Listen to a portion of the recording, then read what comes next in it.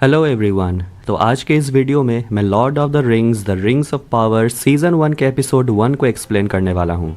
तो अगर आपको वीडियो पसंद आता है तो वीडियो को लाइक करें, चैनल को सब्सक्राइब करें ऐसे ही मूवीज़ और टीवी सीरीज़ एक्सप्लेनेशंस के लिए।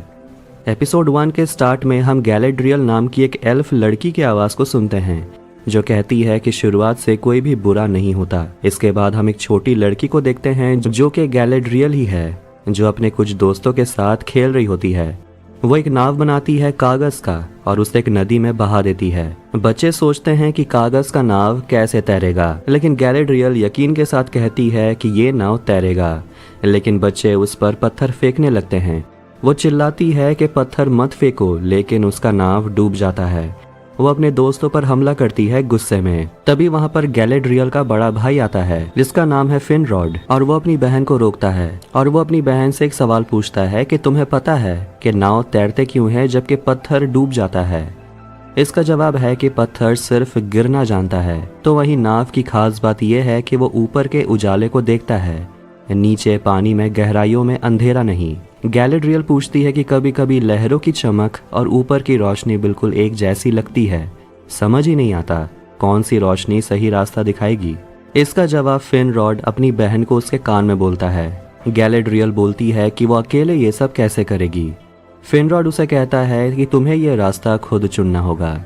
इसके बाद हमें गैलेड्रियल बताती है कि उनका दुश्मन मॉर्गोथ उनकी दुनिया से उनका रोशनी छीनने आया था। तब सभी ने इसका विरोध किया और एल्फ की सेनाएं जंग की मैदान में उतरे और उन्होंने अपना घर वैलिनोर को छोड़ दिया। इसके बाद वो लोग चले गए एक ऐसी जगह पे जहां अजीबोगरीब शक्तियां और जानवर रहते थे। उस जगह का नाम है मिडिल अर्थ यानी मध्य धरती। लेकिन उनके दुश्मन वहां भी आ गए और मध्य धरती इस युद्ध से उजड़ गया। उनके दुश्मन मॉर्गोथ को हारना तो था, लेकिन उसकी सेना ऑर्क कोने कोने तक फैल चुके थे और वो लोग बढ़ रहे थे।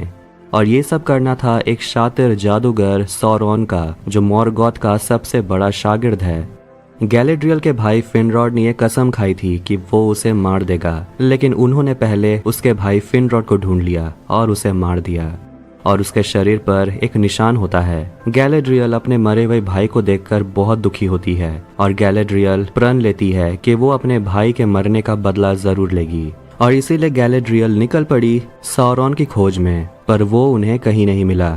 साल दर साल बीत गए और धीरे धीरे सौरॉन के दिए गए दर्द को वो लोग भूलने लगे, पर गैलेड्रियल नहीं भूली। फॉरोडवेथ में हम गैलेड्रियल और उसके पलटन को देखते हैं जो पहाड़ की चढ़ाई कर रहे होते हैं और गैलेड्रियल अपने टुकड़ी की कमांडर होती है। दूसरा एल्फ उसे समझाता है कि शायद हम जो यहाँ पर ढूंढ रहे हैं हमें वो यहाँ नहीं मिलेगा। ऑर्क को सालों से नहीं देखा गया और रात होने वाली है और हमें यहाँ से निकलना चाहिए। लेकिन गैलेड्रियल अपनी टुकड़ी के साथ रात में आगे बढ़ना चाहती है, लेकिन रात में बहुत तेज तूफान आता है और उनका आगे बढ़ना नामुमकिन सा लगता है। पर वो लोग देखते हैं कि उन्हें जहाँ आना था वो लोग वहाँ पहुँच चुके हैं। गैलेड्रियल अपनी टुकड़ी के साथ उस जगह आती है और मॉर्गोथ के मरने के बाद ये वही जगह है जहां उसके ऑर्क जमा हुए थे। वो सभी आगे बढ़ते हैं पर देखते हैं कि यहाँ पर अभी कोई भी नहीं है। वो सभी एक बड़े से दीवार को तोड़ते हैं और अंदर उन्हें बहुत बड़ा सा जगह मिलता है जहां उन्हें कुछ जली हुई डेड बॉडीज दिखती हैं। गैलेड्रियल को ये देखकर लगता है कि शायद ये काला जादू किया गया है, लेकिन इसका मकसद क्या हो सकता है ये किसी को नहीं पता। गैलेड्रियल एक पत्थर के ऊपर पानी गिराती है और पानी गिराते ही वहाँ वही साइन बन जाता है जो उसने अपने भाई के शरीर पर देखा था। और वो दूसरे एल्फ को कहती है कि बाकी लोगों को बोलो कि थोड़ी देर हम लोग यहाँ पर आराम करेंगे और सुबह होते ही यहाँ से निकल जाएंगे। लेकिन दूसरा एल्फ कहता है कि हमें महीनों पहले घर लौटने का आदेश दिया गया था। गैलेड्रियल इस पर कहती है कि घर वो भी जाना चाहती है, लेकिन जब तक उनके दुश्मन का नामो निशान नहीं मिट जाता वो घर नहीं लौटेगी। तो वहीं बाहर एक दूसरे एल्फ को एक स्नो ट्रोल मिलता है जो बहुत बड़ा सा राक्षस है और वो उन पर हमला करने लगता है। गैलेड्रियल आवाज सुनकर बाहर आती है और वो बड़े बहादुरी से उस ट्रोल से लड़ती है और उसे मार डालती है। अब इस हमले के बाद सभी यहाँ से जाना चाहते हैं, यहाँ रुकना नहीं चाहते, लेकिन गैलेड्रियल यहाँ से आगे बढ़ना चाहती है, लेकिन उसकी टुकड़ी अब उसका साथ नहीं देने वाले। अब दूसरे जगह रोवेनियन में हम देखते हैं दो शिकारियों को एक जगह से गुजरते हुए और उन्हें वहाँ किसी के होने का एहसास होता है, पर वो लोग आगे बढ़ते रहते हैं और जैसे ही वो लोग वहाँ से गुजर जाते हैं हम देख पाते हैं कि उस जगह हॉबिट्स छुपे हुए थे। उन आदमियों के जाने के बाद वो लोग अपने अपने काम पर लग जाते हैं। हॉबिट्स का मानना है कि यात्रियों का यहाँ पर आना एक बुरा संकेत है। उसके बाद हम एक छोटी बच्ची नोरी को देखते हैं जो अपनी दोस्तों के साथ मस्ती कर रही होती है। वो लोग जंगल में जाकर बेरी खाते हैं, लेकिन तभी एक छोटा सा बच्चा वहाँ पर एक जानवर के पैर के निशान को देखता है और ये देखकर नोरी घबरा जाती है। लेकिन वो छोटे बच्चे से कहती है कि शायद ये कोई कुत्ते का पैर का निशान होगा और वो अपने पीछे उस बड़े से जानवर को देखती है और ये देखकर वो सारे बच्चों को वापस घर चलने को बोलती है। उन बच्चों के वहां से निकलने के बाद वो बड़ा सा जानवर वहां आ जाता है। हाई एल्फ के कैपिटल लिंडन में हम एलरॉन्ड को देखते हैं जो अपने एक बुक पर काम कर रहा होता है और उसे पता चलता है कि उसे अगले काउंसिल मीटिंग में आने से मना किया गया है और उसकी दोस्त उसे मिलने आई है, यानी कि गैलेड्रियन। दोनों एक दूसरे को देखकर खुश होते हैं। दोनों एक दूसरे से मिलते हैं और वो एलरॉन्ड को बताती है कि सॉरॉन शायद भाग निकला है और उसे वो निशान दिखाती है, पर उसे पता नहीं कि अब वो कहाँ है। इसलिए वो अपनी नई सेना को लेकर उसे ढूंढने जाना चाहती है और इसके लिए उसे राजा से परमिशन चाहिए और वो एलरॉन्ड से कहती है कि तुम जाकर राजा से बात करो। लेकिन एलरॉन्ड उसे कहता है कि तुमने राजा के आदेश को ठुकराया है। उन्होंने कहा था कि आगे नहीं बढ़ना, लेकिन फिर भी तुमने अपने खतरनाक सफर को जारी रखा। इसके बाद भी राजा ने तुम्हें सजा देने के बारे में नहीं सोचा, बल्कि तुम्हें सम्मानित करने के बारे में सोचा है। एलरॉन्ड गैलेड्रियल को समझाता है कि तुम थोड़ा सब्र रखो, लेकिन गैलेड्रियल कहाँ समझने वाली। वो एलरॉन्ड से कहती है कि मुझे महाराजा से मिलवाओ। अब हम हॉबिट्स को देखते हैं और नोरी बाकी बच्चों के साथ अपने घर वापस पहुंचती है और खाना बनाते वक्त वो अपनी माँ मैरीगोल्ड से बात करती है और अपनी माँ से पूछती है कि क्या आपको यहाँ से बाहर जाने का मन नहीं करता? ये देखने की इच्छा नहीं होती कि ये नदियाँ कहाँ से आती है, हमारे इस दुनिया के बाहर है क्या? लेकिन उसकी माँ उसे समझाती है कि इस दुनिया में एल्फ, इंसान और सभी लोग अपना अपना काम कर रहे हैं और इसीलिए हम बेफिक्र रह सकते हैं। उसकी माँ उसे समझाती है कि हम लोग एकजुट रहते हैं, इसीलिए हम सुरक्षित हैं। इसके बाद हम महाराजा को देखते हैं जो अपने सेना को सम्मानित कर रहा होता है। इसमें गैलेड्रियल भी शामिल है। राजा उन सभी को कहता है कि इसके बाद उन्हें यानी कि इस सेना की टुकड़ी को पश्चिम में भेज दिया जाएगा, यानी वैलीनोर में, जहां वो अपनी बाकी जिंदगी आराम से बिता सकते हैं बिना युद्ध किए। राजा ने ऐसा इसलिए कहा क्योंकि वो गैलेड्रियल को नहीं चाहता कि वो दोबारा युद्ध में जाए और राजा के आदेशों का पालन ना करे। गैलेड्रियल राजा के दिए गए सम्मान से खुश नहीं है। गैलेड्रियल अपने भाई के स्टैचू के सामने उदास खड़ी होती है और गैलेड्रियल से मिलने के लिए एलरॉन्ड आता है जो कहता है कि ये जीत तुम्हारे वजह से ही है। लेकिन गैलेड्रियल राजा के आदेश को नहीं मानना चाहती। वो उस दुश्मन को ढूंढ निकालेगी जिसने उसके भाई को मारा है, चाहे उसे ये अकेले ही क्यों ना करना पड़े। एलरॉन्ड गैलेड्रियन से कहता है कि उसने ये निशान राजा को दिखाया था और राजा का कहना है कि उनके दुश्मन अब मर चुके हैं, लेकिन गैलेड्रियल ऐसा नहीं मानती। वो एलरॉन्ड से कहती है कि तुम खुशकिस्मत हो, तुमने उस शैतान को नहीं देखा, तुमने वो नहीं देखा जो मैंने देखा है।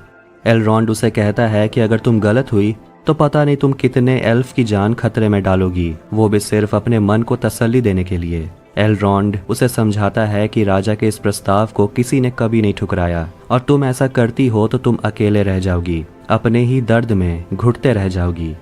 गैलेड्रियल कहती है कि पश्चिम जाने से भला उसकी लाइफ में क्या चेंज आएगा। एलरॉन्ड अपने दोस्त को समझाता है कि तुम्हें पश्चिम जाना होगा और अगर मुझे थोड़ा सा भी भनक लगता है कि तुम्हारे बातों में सच्चाई है तो मैं खुद उस दुश्मन को खत्म कर दूंगा।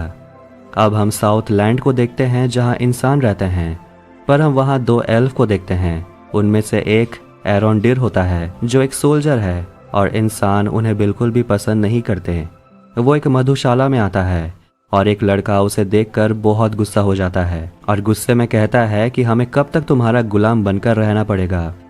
एरोंडिर मधुशाला से बाहर निकलता है और बाहर एक लड़की से मिलता है जिसका नाम है ब्रॉनविन और वो एरोंडिर को एल्फ्रिन का बीज देती है और वो बताती है कि वो इस बीज को एक हकीम से खरीदी थी और इस फूल के पंखुड़ी को मसलने से दवाई बनती है। दोनों एक दूसरे से बातें करते हैं, दोनों एक दूसरे को पसंद करते हैं। इसके बाद एरोंडिर जाता है अपने दूसरे सोल्जर मेढोर से मिलने के लिए जो उसका इंतजार कर रहा था। वो एरोंडिर से बात करते हुए कहता है कि इन इंसानों पर नजर रखना कम है जो मुझे तुम पर नजर रखना होगा। मुझे पता है कि तुम यहाँ क्यों आते हो। दोनों किले के पास पहुंचते हैं और उन्हें पता चलता है कि युद्ध अब खत्म हो चुका है। सारे चौकियों को खाली करने को बोला गया है और अब उन्हें यहाँ से जाना होगा। इस बात से एरोंडेर थोड़ा दुखी है, ये सोचकर कि पता नहीं वो अपनी प्रेमिका से फिर कब मिलेगा। वॉच वार्डन एरोंडेर से मिलने आता है और वो बताता है कि वो 79 साल से यहाँ पर काम कर रहा है और शायद उसे यहाँ पर रहने की आदत हो गई है। वॉच वार्डन उसे पूछता है कि जंग में आने से पहले तुम क्या थे। वो कहता है एक किसान। वॉच वार्डन कहता है फिर तो तुमने बहुत कुछ हासिल कर लिया है और तुम्हारी जिंदगी अब एक नई सिरे से शुरू होगी। जाते जाते वो एरोंडेर से कहता है कि शुक्र मनाओ कि तुम्हें अब इंसानों पर नजर नहीं रखनी होगी।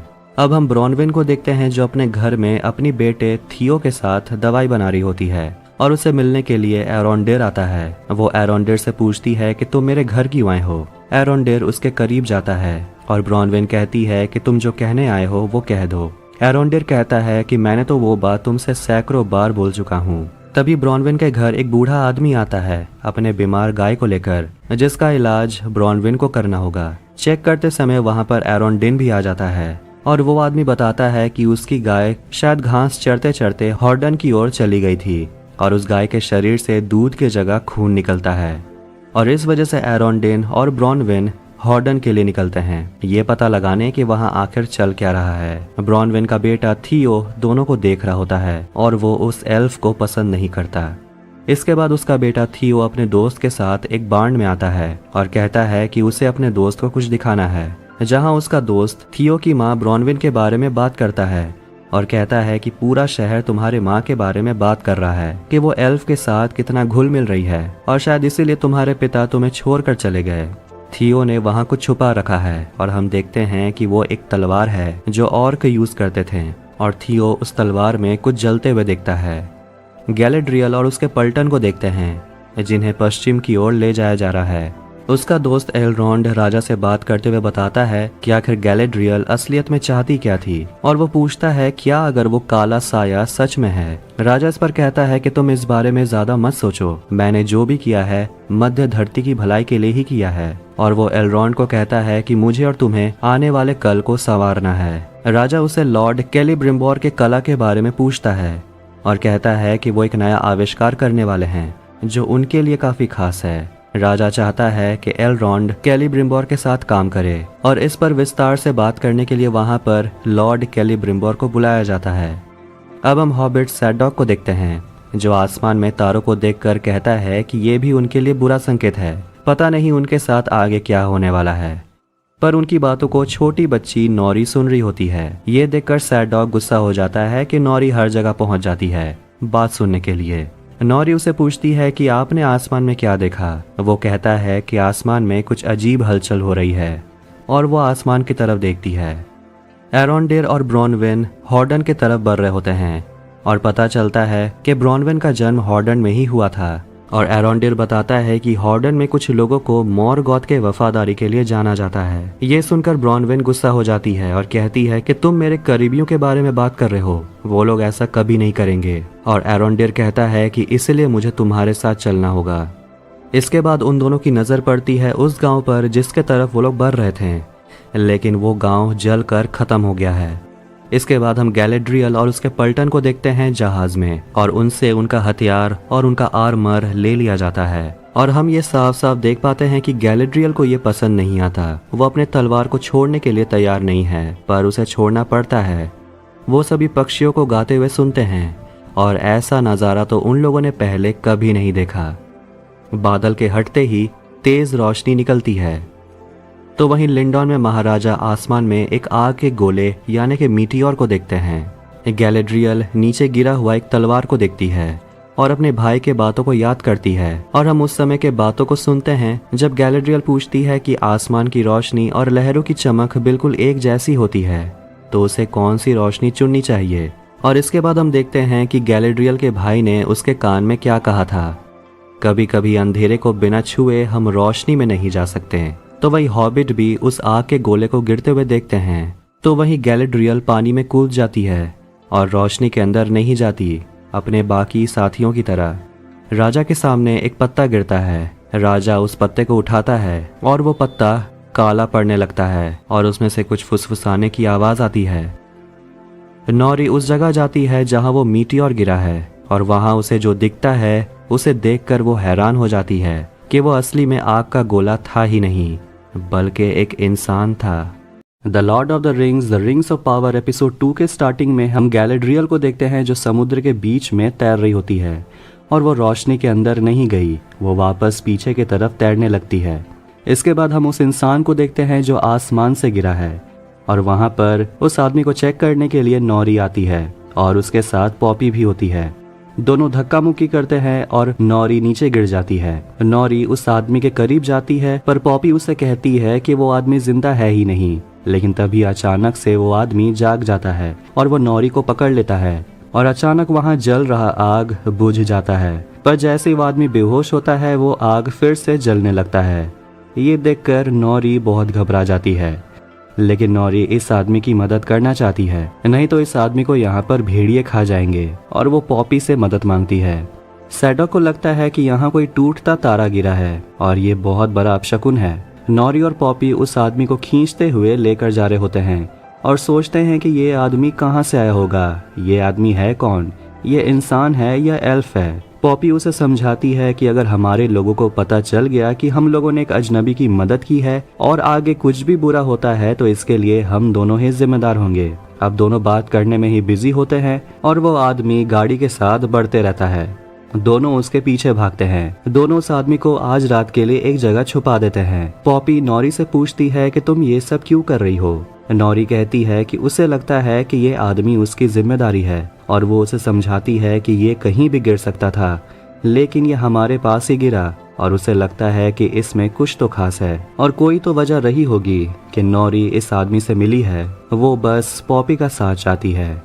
अब हम ब्रॉनविन और एरोंडेर को देखते हैं जो हॉर्डन के गांव तक पहुंच चुके हैं जहां सब कुछ खत्म हो चुका है। ऐसा लगता है कि यहाँ कोई भूकंप आया था। यहाँ ना तो किसी की डेड बॉडी है ना कोई जख्मी है। ऐसा लगता है सब लोग भाग गए या धरती उन्हें निगल गया। वो लोग एक घर में जाते हैं जहाँ घर में रहने वाले लोग को ब्रॉनविन पहचानती थी। इस घर में उन दोनों को बहुत बड़ा सा होल मिलता है जो किसी इंसान ने तो नहीं बनाया है। इसीलिए एरोंडेर ब्रॉनविन को कहता है कि तुम जाकर गांव के लोगों को सावधान करो और एरोंडेर इस सुरंग का दूसरा छोर ढूंढेगा। अब हम एक दूसरे जगह एरिगियोन को देखते हैं जहां एल स्मिथ्स रहते हैं और वहां एलरॉन्ड होता है लॉर्ड केली ब्रिम्बल के साथ और वहां पर वो फियोनेर के हथौरे को देखता है जिससे सिमिलरल्स बने हैं। ये एक ऐसा रत्न है जिसमें वैलिनोर के दिव्य रोशनी है।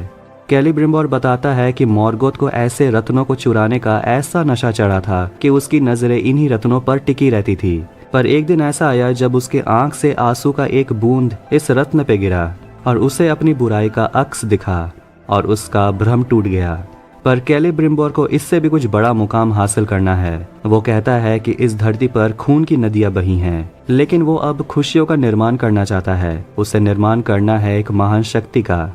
एलरॉन्ड पूछता है कि आप क्या बना रहे हैं। वो कहता है कुछ ऐसा जिसकी चमक क्षितिज तक पहुंचे। इसके लिए उसे एलरॉन्ड की मदद चाहिए और वो उसे एक मीनार की तस्वीर दिखाता है और कहता है कि वो ऐसे मीनार में एक बहुत ही ताकतवर भट्टी बनाएगा जो मध्य धरती की किस्मत बदल देगी और इस काम को वो वसंत मौसम तक पूरा करना चाहता है। लेकिन इतना सारा काम इतनी जल्दी कंप्लीट करना, इतने लोग तो शायद राजा के पास भी नहीं होंगे। एलरॉन्ड कहता है क्या आपने बाहर से मदद लेने के बारे में सोचा है। इसके बाद हम खाजा डूम जगह को देखते हैं जहां बौने रहते हैं। एलरॉन्ड बताता है कि यहाँ का प्रिंस ड्यूरिन उसका बहुत अच्छा दोस्त है। दोस्त क्या भाई है।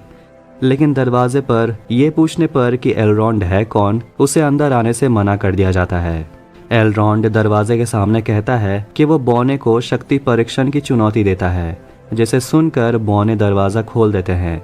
एलरॉन्ड लॉर्ड केली ब्रिम्बोर को बोलता है कि मैं आपसे एरिगियोन में मिलूंगा और तब तक मैं इन पर अपना जादू चलाता हूँ। और बौने एलरॉन्ड को अंदर लेकर चले जाते हैं। अंदर एलरॉन्ड की नज़र उनके राज्य पर पड़ती है जो कि बहुत ज़्यादा सुंदर होता है।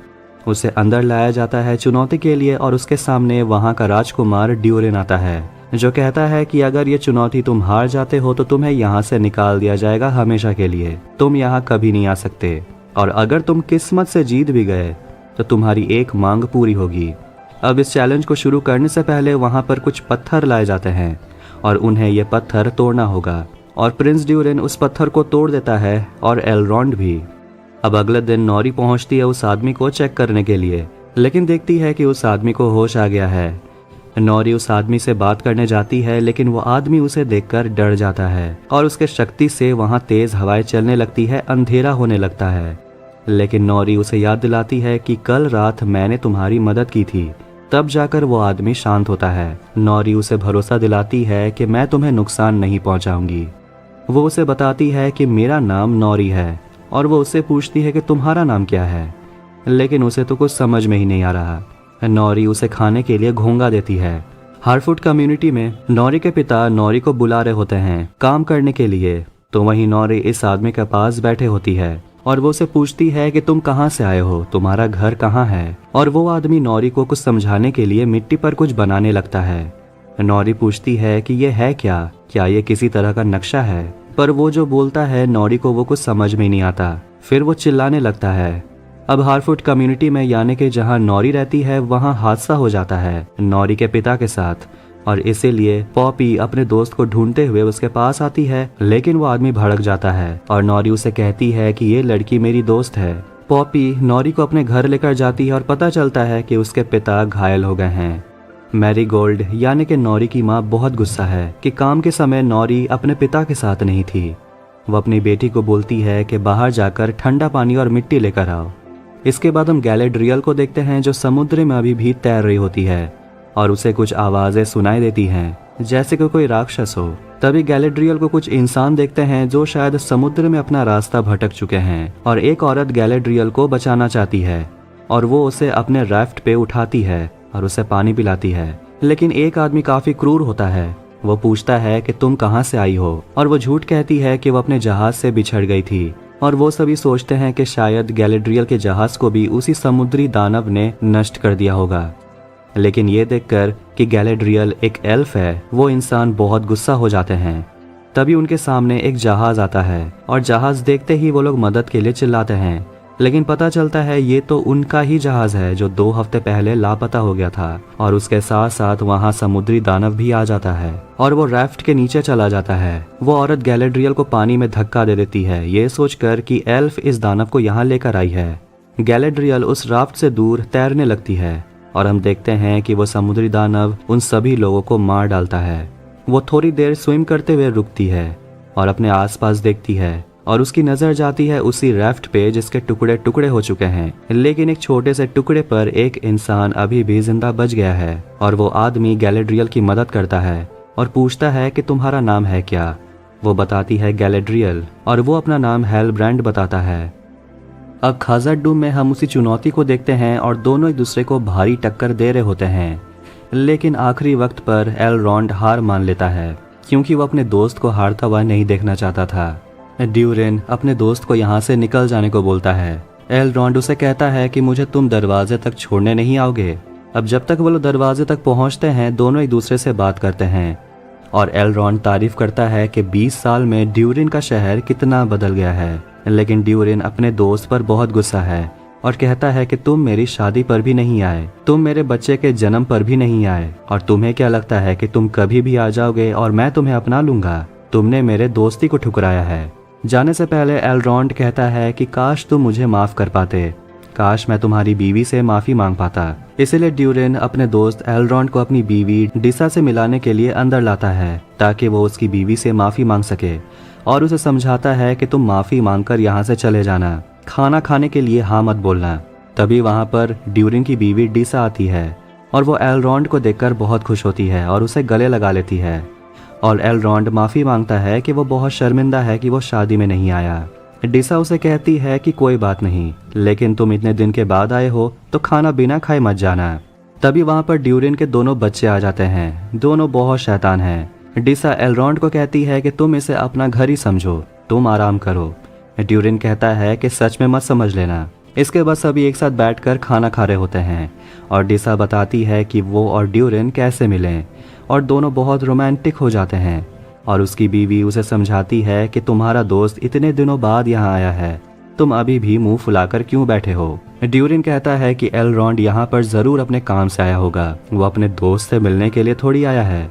डिसा समझाती है कि तुम प्रस्ताव सुन तो लो, आपस में सुलह तो कर लो। एलरॉन्ड पीछे एक पेड़ को देखता है और कहता है कि तुमने उस पेड़ को उगा ही लिया, और ये पौधा है लिंडन के दिव्य वृक्ष का, जो एल्फ शक्ति और ऊर्जा का निशानी है। एलरॉन्ड अब निकलने वाला होता है, लेकिन प्रिंस उसे बैठने को बोलता है और कहता है कि मैं अभी भी नाराज हूँ, लेकिन फिर भी मैं तुम्हारा प्रस्ताव सुनना चाहता हूँ ताकि मैं बाद में राजा से बात कर सकूँ। अब हम समुद्र के बीच फंसे गैलेड्रियल और हेलब्रांड को देखते हैं, और हेलब्रांड को लगता है कि शायद गैलेड्रियल उसे झूठ बोल रही है। उसके जहाज पर अटैक नहीं हुआ, वो एक भगौड़ी है, और पूछता है कि तुम किससे भाग रही हो। गैलेड्रियल कहती है कि मुझे मध्य धरती पहुंचना है, तुम्हारे लिए बस इतना जानना बहुत है। और हेलब्रांड बताता है कि उसके घर को ऑर्क्स ने तबाह कर दिया। ये सुनकर गैलेड्रियल उसे पूछती है कि तुम्हारा घर है कहाँ। वो कहता है कि फर्क क्या पड़ता है, वैसे भी सब जलकर खाक हो चुका है। गैलेड्रियल कहती है कि मैं तुम्हारा दर्द समझ सकती हूँ, तुमने जिसे भी खोया है, मुझे उसके लिए अफसोस है। और गैलेड्रियल उससे कहती है कि तुम्हारे पास जो लॉकेट है, क्या ये तुम्हारे राजा की निशानी है, तुम कहाँ से आए हो। पर हेलब्रांड हंसता है और कहता है कि तुम जानकर क्या ही कर लोगी, तुम्हारे पास क्या बहुत बड़ी सेना है जो तुम दुश्मन से लड़ने जाओगी।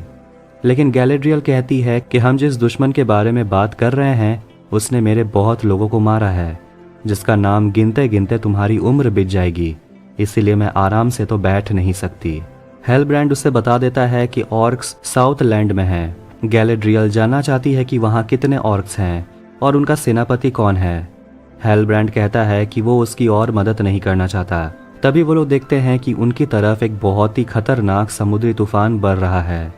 अब हम साउथ लैंड में देखते हैं ब्रॉनविन भागते हुए अपने गांव पहुंचती है और सभी को बताती है कि हॉर्डन में सब कुछ उजड़ चुका है, वहां किसी की डेड बॉडी थी ही नहीं और एक बहुत बड़ा सा होल था। पता नहीं उस होल को किसने खोदा है, और वो जो कुछ भी है वो हमारे तरफ आ रहा है। लेकिन वॉल्ड्रेक कहता है कि वो किसी झूठी खबर को बढ़ावा नहीं देने वाला, इससे लोग डर में आ जाएंगे। थियो अपने घर पे होता है और उसे अपने घर के फर्श के नीचे से आवाजें सुनाई देती हैं। उसे ऐसा लगता है कि अंदर चूहा होगा, इसलिए वो गुस्से में लकड़ी को तोड़ देता है, लेकिन अंदर चूहा नहीं होता, कुछ और ही है, जिसे देखकर वो डर जाता है।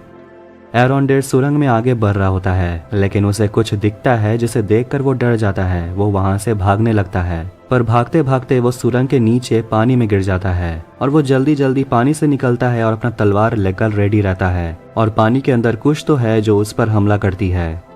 ब्रॉनविन अपने घर पहुंचती है और अपने घर में सब कुछ फैला हुआ देखती है और उसके घर का फर्श टूटा हुआ होता है। वो अपने बेटे को पुकारती है, लेकिन कोई आवाज नहीं आता, और वो देखती है कि वो एक जगह छुपा हुआ है। वो अपनी माँ को बोलता है कि आप जल्दी से मदद लेकर आइए, पर ब्रॉनविन बाहर जाने के बजाय वो खुद को एक अलमारी में बंद कर लेती है, और सुरंग के अंदर से जो भी निकलता है उसे देखकर दोनों बहुत डर जाते हैं। ये ऑर्क है, और वो अलमारी को तोड़ देता है, और जैसे वो ब्राउनियन पर हमला करने वाला होता है, थियो ऑर्क पे हमला करता है और दोनों उस हैवान से लड़ते हैं, और आखिरकार ब्रॉनविन उस राक्षस का सिर काट देती है और गांव के सभी लोगों को दिखाती है और कहती है कि अगर हमें जिंदा रहना है तो अगले दिन हमें एल्फ के मीनार के सामने जाना होगा। अब इस खतरनाक समुद्री तूफान के बीच गैलेड्रियल समुद्र में गिर जाती है, पर उसे बचाने के लिए हेलब्रांड नीचे कूद जाता है और उसे सेफली ऊपर लाता है।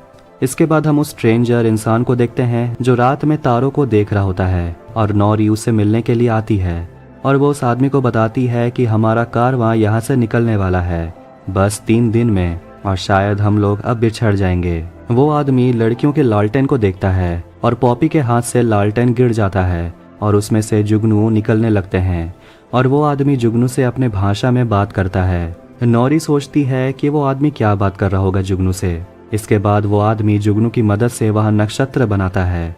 नॉरी कहती है कि उसे पता नहीं है नक्षत्र का क्या मतलब है, लेकिन उसे ये पता है कि ऐसे नक्षत्र कहाँ मिलते हैं। पॉपी जुगनू को अपने हाथ में उठाती है, पर थोड़ी देर में वो जुगनू मर जाता है और धीरे धीरे सारे जुगनू मरने लगते हैं। राजकुमार ड्यूरेन अपने पिता राजा से बात करता है और बताता है कि एल्फ उनसे मदद चाहते हैं, लेकिन उसके पिता एल्फ पर भरोसा करते ही नहीं, और राजा अपने बेटे को एक बॉक्स खोलकर कुछ दिखाता है। इसके बाद हम थियो को देखते हैं जो सामान पैक कर रहा होता है, और वो ऑर्क के तलवार को निकालता है और उसके हाथ के घाव से खून निकलकर उस तलवार की तरफ जाने लगती है और वो तलवार में कुछ होने लगता है। इसके बाद थियो अपनी माँ के साथ और वो गांव के सारे लोग एल्फ के मीनार की ओर चल पड़ते हैं। अब लास्ट सीन में हम गैलेड्रियल और हेल्फ्रेड को देखते हैं, जिनका राफ्ट एक बहुत बड़े से जहाज के सामने रुकता है। Lord of the Rings of Power episode 3 की स्टार्टिंग में हमें दिखाया जाता है कि एरोंडेर को ऑर्क्स पकड़कर अपने टनल में लाते हैं और वहां वो सारे ऑर्क्स अपने लीडर एडार का नाम करते हैं और वह एरोंडेर को बाहर फेंकते हैं और कहते हैं काम करने के लिए। लेकिन वहां एरोंडेर की मुलाकात होती है उसके साथी मेढोर से और वहां वॉच वार्डन भी होता है। वहां बहुत सारे ऑर्क होते हैं जो इंसानों को अपना नौकर बना चुके हैं। गैलेड्रियल को होश आता है एक जहाज में और हेलब्रांड उसे खाने को देता है। दोनों जहाज के ऊपर आते हैं और देखते हैं कि यहाँ सब इंसान हैं और उनका कैप्टन गैलेड्रियल और हेलब्रांड से बात करता है और कहता है कि वो उन्हें नुकसान नहीं पहुंचाएगा बल्कि उन्हें सुरक्षित अपने घर लेकर जाएगा। गैलेड्रियल उसे पूछती है कि हम लोग कहाँ जा रहे हैं। जहाज का कैप्टन कहता है कि हम घर जा रहे हैं और वो सभी पहुंचते हैं इंसानों के राज्य में जिसका नाम है नूमेनॉर। दोनों बंदरगाह तक पहुंचते हैं और सभी गैलेड्रियल को घूर घूर कर देखते हैं क्योंकि वो एक एल्फ है। हेलब्रांड सोचता है कि इंसान कब से इतना बड़ा राज्य बनाने लगे और गैलेड्रियल हेलब्रांड को इस जगह के बारे में बताती है कि जब मॉर्गॉथ से महायुद्ध हुआ था तब तुम्हारे लोगों ने मॉर्गॉथ का साथ दिया था, लेकिन यहाँ के लोगों ने मॉर्गॉथ के खिलाफ लड़ाई की और तोहफे में वेलोर के देवता ने उन्हें इस आइलैंड को गिफ्ट किया। और बताती है कि पहले वो लोग भी यहाँ पर आया करते थे। एल्व्स यहाँ के लोगों के दोस्त थे, लेकिन एक दिन नूमेनॉर ने एल्फ के जहाज़ों को यहाँ आना बंद कर दिया। उनका संपर्क भी टूट गया। कैप्टन उन दोनों को लेकर महल में आता है। वहाँ मौजूद सभी लोग गैलेड्रियल को घूर घूर कर देखते हैं। क्वीन रीजेंट के सामने उन दोनों को पेश किया जाता है। दोनों अपना सिर झुकाते हैं हेलब्रांड के कहने पर, लेकिन रानी कहती है कि नूमेनॉर में कोई अपना सिर नहीं झुकाता और वो एल्फ से उसका नाम पूछती है। गैलेड्रियल बताती है कि वो कौन है और वो किंग गिल-गैलेट के सेना के लिए काम करती है। हेलब्रांड रानी को बताता है कि आखिर वो दोनों कैसे मिले। गैलेड्रियल कहती है कि उसे मध्य धरती जाना है, इसलिए उसे एक जहाज चाहिए। पर ना कहने पर गैलेड्रियल बोलती है कि एल्व्स के मदद से ही आपको ये द्वीप मिला, इतना तो आप हमारे लिए कर ही सकते हैं। लेकिन रानी उसे कहती है कि ये द्वीप जीतने के लिए उन्हें खून की कीमत चुकानी पड़ी है। लेकिन गैलेड्रियल रानी को उल्टा जवाब देते रहती है, जिससे हेलब्रांड थोड़ा टेंशन में आ जाता है कि गैलेड्रियल कुछ भी बोली जा रही है। इसलिए हेलब्रांड बचाव में आता है और कहता है कि हमें कुछ दिन यहाँ पर रहना चाहिए ताकि आप लोग आराम से डिसाइड कर सके कि हमारे साथ करना क्या है। इसलिए उन्हें यहाँ 3 दिन रुकने के लिए कहा जाता है, बंदी बनकर नहीं बल्कि यहाँ का गेस्ट बनकर। गैलेड्रियल गुस्सा है कि आखिर हेलब्रांड ने ऐसा क्यों बोला। हेलब्रांड बताता है कि वो वापस उस नर्क में नहीं जाना चाहता, ऐसे सुंदर जगह को छोड़कर, और वो गैलेड्रियल को ही बोलता है कि तुम्हें भी यहाँ पर शांति मिलेगी। दोनों के बीच कुछ तो चल रहा है जो होना ही था। चांसलर फेराजन रानी को कहता है कि इन्हें जल्द से जल्द यहाँ से निकालना होगा। आपके पिता की गलती आप मत दोहराइए। रानी पूछती है कि मुझे कप्तान के बारे में बताओ। चांसलर बताता है कि कैप्टन का नाम है एरंडिल, जो समुद्री रक्षक है, और उसका एक बेटा भी है जो उसी के नक्शे कदम पर चलने वाला है। अब हम एक बहुत बड़े से जहाज को देखते हैं जिसमें बहुत सारे समुद्री रक्षक होते हैं और उन्हें ट्रेन किया जा रहा है, और उनमें से एक लड़का होता है जिसका नाम है इसिल्डुर, और यही है कैप्टन का बेटा। सारे समुद्री रक्षक समुद्री तट तक आते हैं और फिर इसिल्डुर से मिलने के लिए उसकी बहन आती है। रानी रेजेंट कैप्टन से मिलती है और उसे पूछती है कि इस नाम का मतलब क्या है। कैप्टन कहता है कि जो सितारों से प्यार करता है। रानी कहती है कि एरंडिल का मतलब कुछ और भी है। कैप्टन कहता है कि इसका मतलब है जो एल्फ का दोस्त होता है। रानी इस पर सवाल उठाती है, क्या तुम सच में उनके दोस्त हो? क्योंकि सालों से वो हमारे बीच नहीं आए, लेकिन तुमने उन्हें यहाँ लाकर हमारे नियम को तोड़ा है। कैप्टन कहता है कि समुद्र ने उन्हें हमारे रास्ते में लाया और समुद्र कभी गलत नहीं होता। रानी उसे काम देती है और उसे एक तलवार दिया जाता है। अब कहानी आती है साउथलैंड में, जहाँ धूप निकलने के वजह से ऑर्क्स परेशान होने लगते हैं। एरोंडेर और बाकी सभी बात कर रहे होते हैं कि ऑर्क्स आखिर उनसे चाहते क्या हैं। क्या वो लोग किसी की खोज में हैं, जिसके वजह से वो लोग हर गांव को बर्बाद कर रहे हैं। और वॉच वार्डन का मानना है कि शायद मॉर्गॉथ का नया उत्तराधिकारी सौरॉन है, जिसे ये ऑर्क्स एडार कहकर बुलाते हैं। और इसके बाद वो लोग प्लान बनाते हैं कि जब सूरज बिल्कुल ऊपर होगा तब वो लोग यहाँ से निकलेंगे। तभी एक ऑर्क बाहर आकर कहता है कि बात मत करो, काम करो। पर वो सभी कहते हैं कि उनके काम के बीच ये पेड़ आ रहा है। ऑर्क कहते हैं कि पेड़ को काट डालो, लेकिन एरोंडेर कहता है कि ये पेड़ उनके यहाँ बहुत सालों से है, ये उनके धरती की निशानी है, वो इसे काट नहीं सकते। तभी वहाँ दूसरा ऑर्क आता है और वो वार्डन की हिम्मत की तारीफ करता है और कहता है कि तुम्हें इसका इनाम मिलेगा, और उसे पीने के लिए पानी देता है। एरोंडेर भी पानी पीता है, पर जब मेढोर पानी पीने लगता है तब एक ऑर्क उसका गला काट देता है। अब ये सब के बाद एरोंडेर कहता है कि वो इस पेड़ को काटेगा, और वो ऊपर जाकर पेड़ को काटने लगता है। गैलेड्रियल तैयार होकर अपने कान को ढककर नूमेनॉर में घूम रही होती है और वो नाव को देख रही होती है, लेकिन कैप्टन उसे कहता है कि ये छोटे नाव को चुराना बेवकूफ़ी होगी। ऐसे छोटे नाव तुम्हें ज़्यादा दूर लेकर नहीं जाएंगे। कैप्टन उसे बताता है कि मुझे महारानी ने तुम पर नज़र रखने को कहा है, इसलिए तुम कुछ उल्टा सीधा मत करना। गैलेड्रियल उसे कहती है कि यहाँ सभी मुझसे नफरत करते हैं, इसलिए यहाँ रहना ठीक नहीं होगा। कैप्टन उससे एल्फ के भाषा में बात करता है। गैलेड्रियल शॉक्ड हो जाती है और पूछती है कि तुमने ये भाषा कहाँ से सीखा है, और वो बताता है कि यहाँ पर हॉल ऑफ लॉर है जहाँ ये भाषा सिखाई जाती है, जो यहाँ से 6 घंटे दूर है। दोनों वहाँ के लिए निकलते हैं। हेलब्रांड एक जगह आता है और एक लोहार से कहता है कि उसे काम करना है, लेकिन वो आदमी हेलब्रांड को काम देने से मना कर देता है।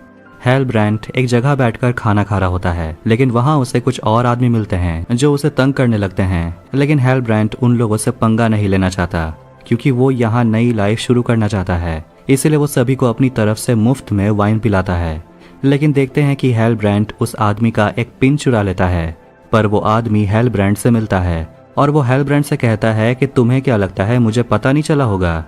लेकिन हेलब्रांड पंगा नहीं लेना चाहता, इसलिए वो उसे वापस लौटा देता है। पर वो हेलब्रांड को इतनी आसानी से जाने नहीं देने वाले। वो उसे पीटते हैं, लेकिन हेलब्रांड वापस उनसे लड़ता है और इस वजह से उसे पकड़ लिया जाता है।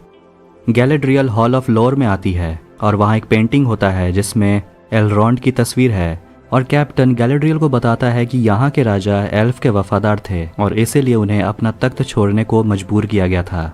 और वहाँ एक दस्तावेज से गैलेड्रियल को पता चलता है कि ऐसा चिन्ह जो उसके भाई के बॉडी में मिला था, ये कोई चिन्ह नहीं है, ये तो एक नक्शा है साउथ लैंड का।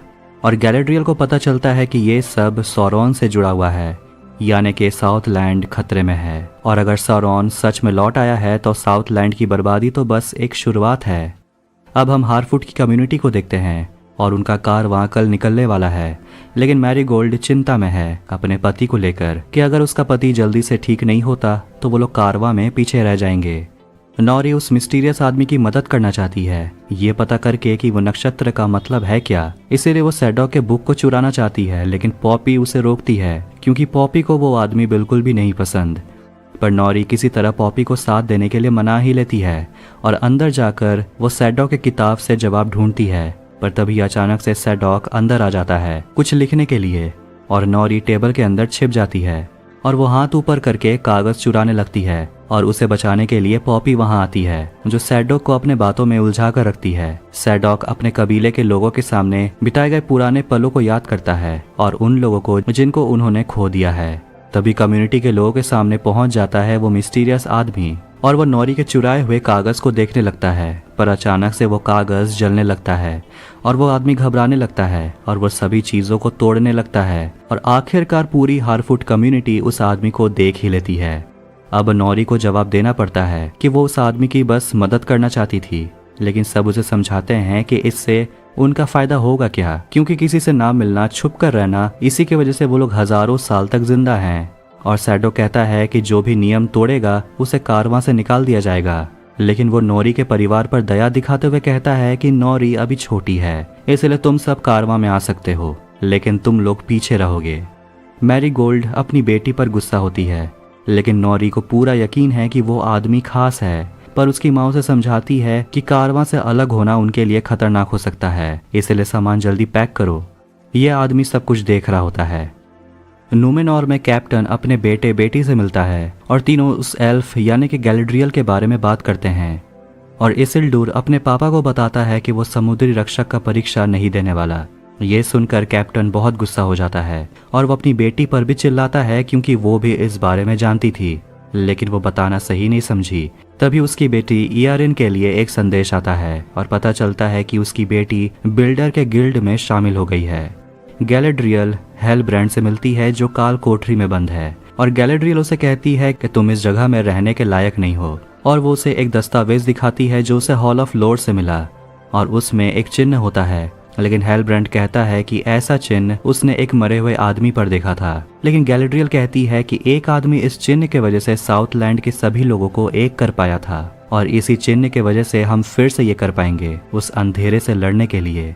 गैलेड्रियल उसे समझाती है कि तुम्हारे लोगों का कोई राजा है नहीं, इसीलिए तुम हो उनकी आखिरी उम्मीद।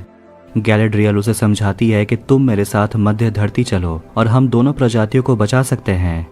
लेकिन हेलब्रांड कहता है कि हम यहाँ से निकलेंगे कैसे। रानी अपने बीमार पिता से मिलने के लिए जाती है और उसे ये कहती है कि जिसका हमें डर था वही हुआ है, एक एल्फ हमारे राज्य में आ गई है। हारफुट का कारवां आखिरकार निकल चुका है, लेकिन नोरी और उसका परिवार पीछे छूट जाते हैं क्योंकि उसका पिता चल नहीं पा रहा। तभी उनकी मदद करने के लिए वही अनजान आदमी आता है। साउथलैंड में वॉच वार्डन और बाकी सभी इंसान मिलकर ऑर्क से लड़ते हैं और वो उनका टेंट तोड़ देते हैं, जिस वजह से तेज धूप में ऑर्क बाहर नहीं आ पाते और इंसान अपने जंजीरों को तोड़ने लगते हैं। ऑर्क एक बड़े से जंगली जानवर को इंसानों के पीछे छोड़ देता है, जो इंसानों पर हमला करके उन्हें मार डालता है। पर एरोंडेर उस राक्षस को पेड़ के पीछे फंसा देता है और पीछे से एक ऑर्क उस पर हमला करता है, लेकिन एरोंडेल उसे मार गिराता है। वॉच वार्डन अपने चेन को तोड़ता है और भागता है, लेकिन वो राक्षस उसके पीछे दौड़ता है और एरोंडेल अपने भाले से उसे मार डालता है। दोनों भागने की कोशिश करते हैं, लेकिन वॉच वार्डन पर तीर से हमला किया जाता है और एरोंडेर को वापस सुरंग में फेंक दिया जाता है और एरोंडेर को ले जाया जाता है ऑर्क के लीडर एडार के पास। और इसी के साथ Lord of the Rings of powers episode 3 यही एंड होती है। The Lord of the Rings of Power episode 4 के स्टार्टिंग में हम रानी रेजेंट को देखते हैं, जो बहुत सारे औरतों से मिलती है और उनके बच्चों को वो आशीर्वाद दे रही होती है, जो आगे चलकर उनके द्वीप के उम्मीद बनने वाले हैं। लेकिन तभी कुछ होने लगता है, तेज हवाएं चलने लगती हैं और महारानी बाहर जाकर देखती है कि एक बहुत बड़ा सा सुनामी उनके राज्य को तबाह कर देता है। लेकिन ये सिर्फ एक बुरा सपना था। बाजार में हम उसी आदमी को देखते हैं जिससे हेलब्रांड का पंगा हो गया था और वो बाकी आदमियों को बता रहा होता है कि उसके साथ हेलब्रांड ने क्या किया और वो वहाँ लोगों को भड़का रहा होता है गैलेड्रियल के बारे में उल्टा सीधा बोलते हुए कि वो एक एल्फ है और वो महारानी के कान भर रही है। और इसी बीच हम चांसलर को देखते हैं जिसका बेटा केमैन उसे बता रहा होता है कि कुछ लोग बगावत पर उतर आए हैं। बाजार में हम उसी आदमी जिसका नाम तमार है, वो बाकी आदमियों को भड़का रहा होता है कि एल्फ उनकी जगह ले लेंगे और वो दिन दूर नहीं है जब उनका यहाँ रहना मुश्किल हो जाएगा। और वो महारानी पर भी सवाल उठाता है कि वो अपने पिता की तरह एल्फ की दोस्त है। तभी वहाँ चांसलर आता है और उन सभी को समझाता है कि तुम सब मर्द हो और एक भगौड़ी एल्फ से तुम सब डर गए। हम लोगों ने क्या क्या हासिल नहीं किया है और हम एक एल्फ से डर रहे हैं। वहाँ यारिन भी होती है जो भाषण को सुन रही होती है।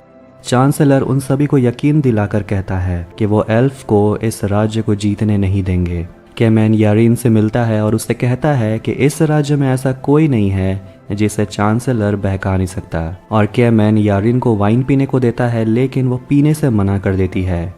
गैलेड्रियल साउथलैंड के नक्शे को लेकर महारानी के पास आती है और आने वाले खतरे के बारे में उसे बताती है, लेकिन महारानी गैलेड्रियल पर ही उल्टा सवाल करने लगती है और कहती है कि तुम हमारे दस्तावेजों को लेकर भागना चाहती थी।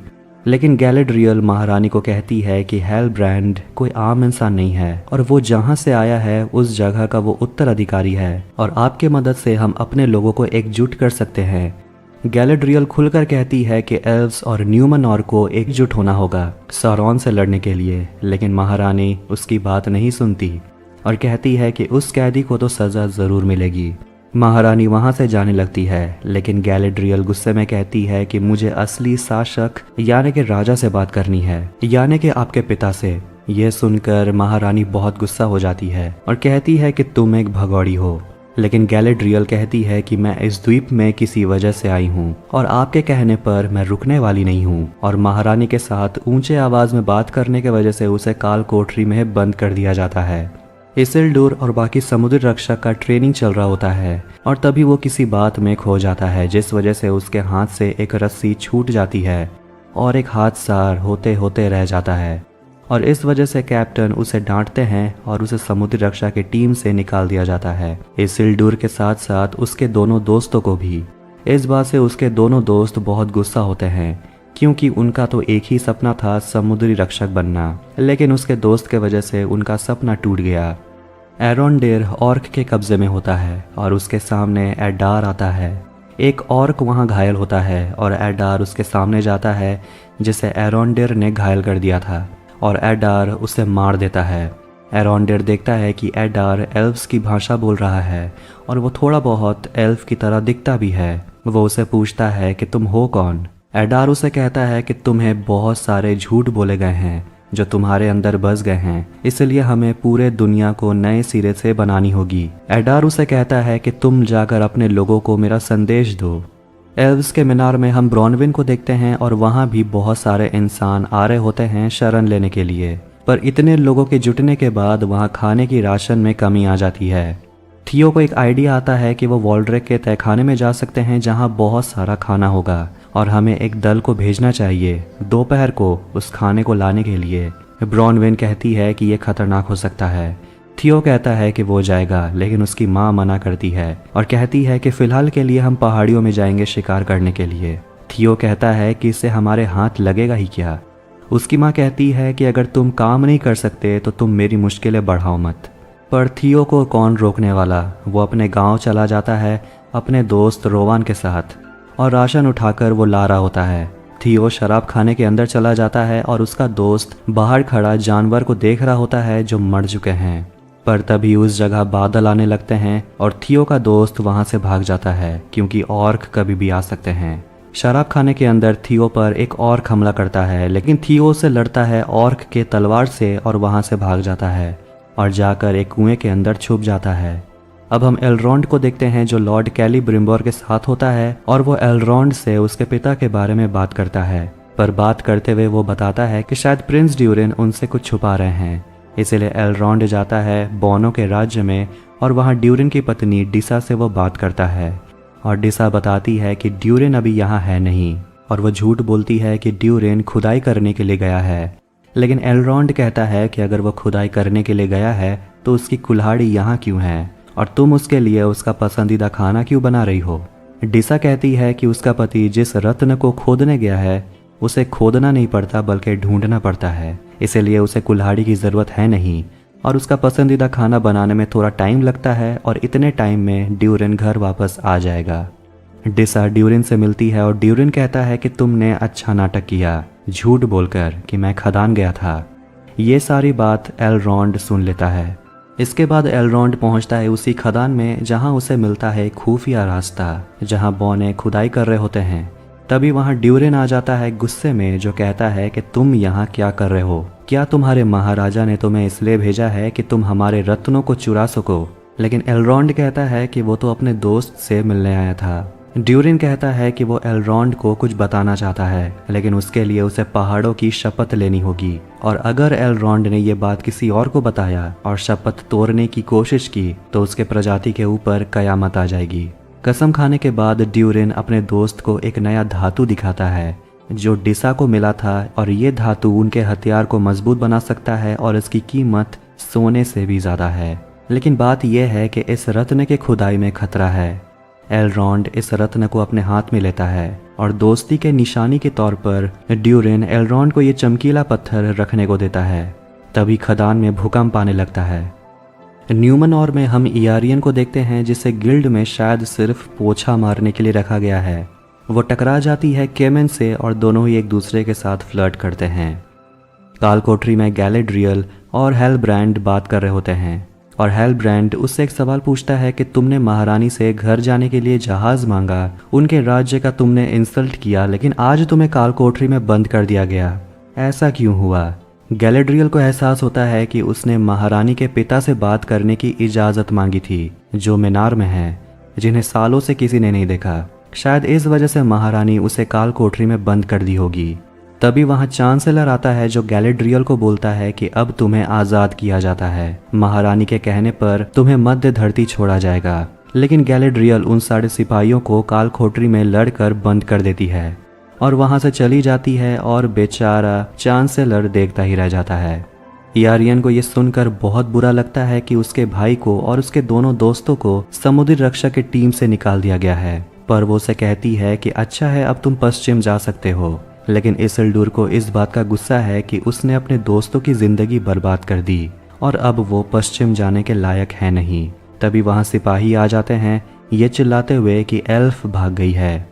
गैलेड्रियल भागते हुए उसी मीनार में पहुंचती है जहां राजा रहते हैं, लेकिन वहां रीजेंट भी होती है जो कहती है कि बेहतर होगा कि तुम अपनी मर्जी से अपने घर चली जाओ। तभी राजा कुछ कहने की कोशिश करता है और इस हालत में राजा को देखकर गैलेड्रियल को बहुत बुरा लगता है। रानी उसे कहती है कि तुम बाहर जाकर राजा के इस हालत के बारे में किसी से कुछ मत बताना। गैलेड्रियल कहती है कि हमें दोस्ती कर लेनी चाहिए। आपके पिता एल्फ से दोस्ती रखते थे, पर अब ऐसा हो क्या गया?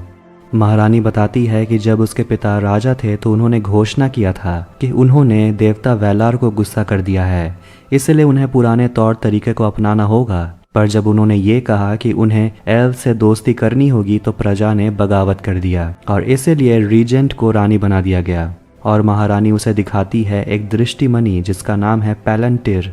और ऐसे 7 हुआ करते थे, लेकिन अब बाकी 6 या तो गुम हो चुके हैं या तो उन्हें कहीं छुपा कर रख दिया गया है। महारानी के कहने पर गैलेड्रियल उस मणि को छूती है और उसे भी वही विजन्स आते हैं जिसमें न्यूमेनॉर तबाह हो जाता है। गैलेड्रियल डर जाती है।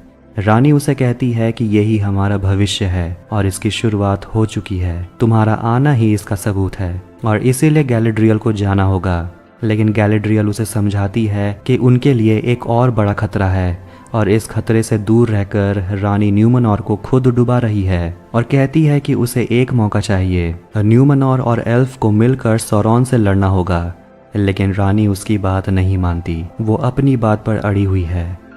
एल्फ के मीनार में थियो का दोस्त रोवन आता है राशन लेकर और उस राशन के ऊपर सभी टूट पड़ते हैं। ब्रॉनविन देखती है कि उसका बेटा नहीं आया। थियो अभी भी उसी गांव में फंसा हुआ है ऑर्क्स के बीच और एक ऑर्क थियो के ऊपर हमला कर देता है, लेकिन उसे बचाने के लिए वहां एरोंडेड आता है। दोनों भागते हैं और उसके पीछे ऑर्क की फौज पड़ी होती है। तभी वहां ब्रॉनविन भी आती है और तीनों मिलकर वहां से भागते हैं और तभी सुबह हो जाती है, जिस वजह से वो तीनों ऑर्क से बच जाते हैं।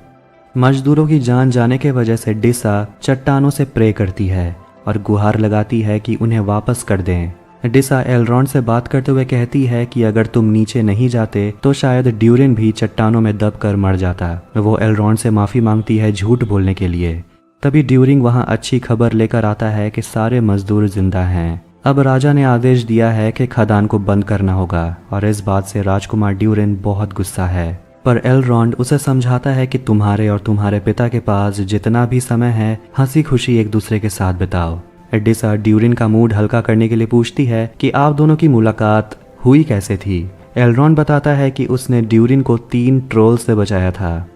राजकुमार ड्यूरिन जाता है अपने पिता से माफ़ी मांगने के लिए, पर राजा उसे कहता है कि तुमने कोई गलती की नहीं है। चाहे हम दोनों एक दूसरे पर गुस्सा क्यों ना हो, मैं हमेशा तुम्हारे साथ रहूंगा। राजकुमार अपने पिता से पूछता है क्या वो कल एलरॉन्ड के साथ लिंडन जा सकता है। राजा उसे कहता है जाओ और पता लगाओ कि आखिर एलरॉन्ड यहाँ क्यों आया था और वहाँ चल क्या रहा है। ब्रॉनविन एरोंडेड को कहती है थैंक यू थियो को बचाने के लिए। एरोंडेड उसे बुरी खबर देता है कि एडार ने क्या संदेश देने को बोला है कि साउथलैंड के लोग तभी बचेंगे जब यहाँ के लोग ये ज़मीन एडार के हवाले कर देंगे और उनके सामने अपना सिर झुकाएंगे, और अगर उन्होंने ऐसा नहीं किया तो वो मीनार पे हमला कर देगा। वॉल्ड्रैग थियो से बात करता है और उसे पूछता है कि मुझे पता है कि तुमने मेरे बाण से तलवार को चुराया है, और वो अपना घाव दिखाता है। वॉल्ड्रैग थियो को बताता है कि ये कोई तलवार नहीं है, ये एक शक्ति है जो उनके पूर्वजों के लिए दानव ने बनाया था। और वो सौरॉन के बारे में पूछता है और पूछता है कि तुमने कुछ दिन पहले आसमान में हलचल तो देखी होगी, इसका मतलब ये है कि वो आ रहे हैं। थियो को समझ नहीं आ रहा कि यह बूढ़ा आदमी बोल क्या रहा है। वॉल्ड्रैग उसे कहता है कि अपनी एनर्जी बचाओ, क्योंकि जब वो आएंगे तो हमें उसकी ज़रूरत होगी। ऑर्क्स एडार को बताते हैं कि वो तलवार का टुकड़ा मीनार में है। अब हम गैलेड्रियल को देखते हैं जिसे मध्य धरती भेजा जा रहा है, लेकिन गैलेड्रियल के जाते ही वाइट ट्री से पत्ते गिरने लगते हैं। राजकुमारी कहती है कि वाइट ट्री से पत्तों का गिरना एक अशुभ संकेत है, इसलिए रानी अपने प्रजा को समझाती है आने वाले खतरे के बारे में और कहती है कि उन्हें तैयार रहना होगा। और वो अपने लोगों से पूछती है क्या उनके बीच कोई शूरवीर है जो सामना करने को तैयार है। यानी कि महारानी रीजेंट गैलेड्रियल के बातों को मान चुकी है। और कहती है कि वो गैलेड्रियल के साथ ही जाएगी मध्य धरती और दक्षिण भूमि में फंसे हुए वो अपने भाइयों की मदद करेगी।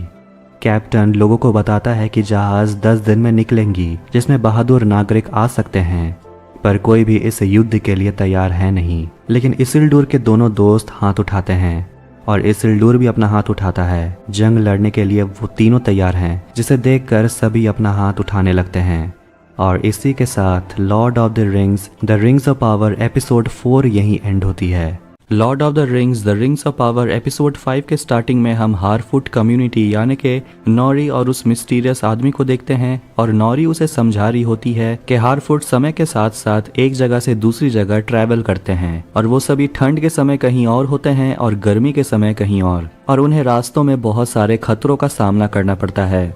वो आदमी उसका बात थोड़ा थोड़ा समझने लगा है। वो नॉरी से पूछता है क्या मैं तुम्हारे लिए खतरा हूँ? नॉरी उसे समझाती है कि तुम कोई मुसीबत नहीं हो, तुम तो अच्छे इंसान हो, तुम हमारी मदद कर रहे हो। इसके बाद हारफुट्स अपने कारवां को लेकर वहां से निकलते हैं और सभी का मनोरंजन करने के लिए पॉपी उनके लिए गाना गाती है। रास्ते में उन्हें कई मुसीबतों का सामना करना पड़ता है। हारफुट्स एक जगह रुक जाते हैं थोड़ा रेस्ट करने के लिए और रात में मिस्टीरियस आदमी आसमान को देख रहा होता है। तो वहीं हम देख पाते हैं कि वो मिस्टीरियस आदमी जहां पहली बार क्रैश हुआ था यानी कि रोवानियन में, उस जगह पर ड्वेलर्स पहुंच जाते हैं। उसी मिस्टीरियस आदमी की तलाश में वो ड्वेलर्स काफी अजीब दिखते हैं, उनका आंख भी नीला रंग का है। अब हम देखते हैं एडार को और उसे ऑर्क आकर कहता है कि उनका सुरंग तैयार हो चुका है। वो ऑर्क से पूछता है तुम अपना हाथ दिखाओ और उस ऑर्क का हाथ जलने लगता है धूप के वजह से। एडार उसे कहता है कि काश तुम वो देख पाते जो मैं देख पा रहा हूँ, जल्द ही ये सब कुछ खत्म हो जाएगा।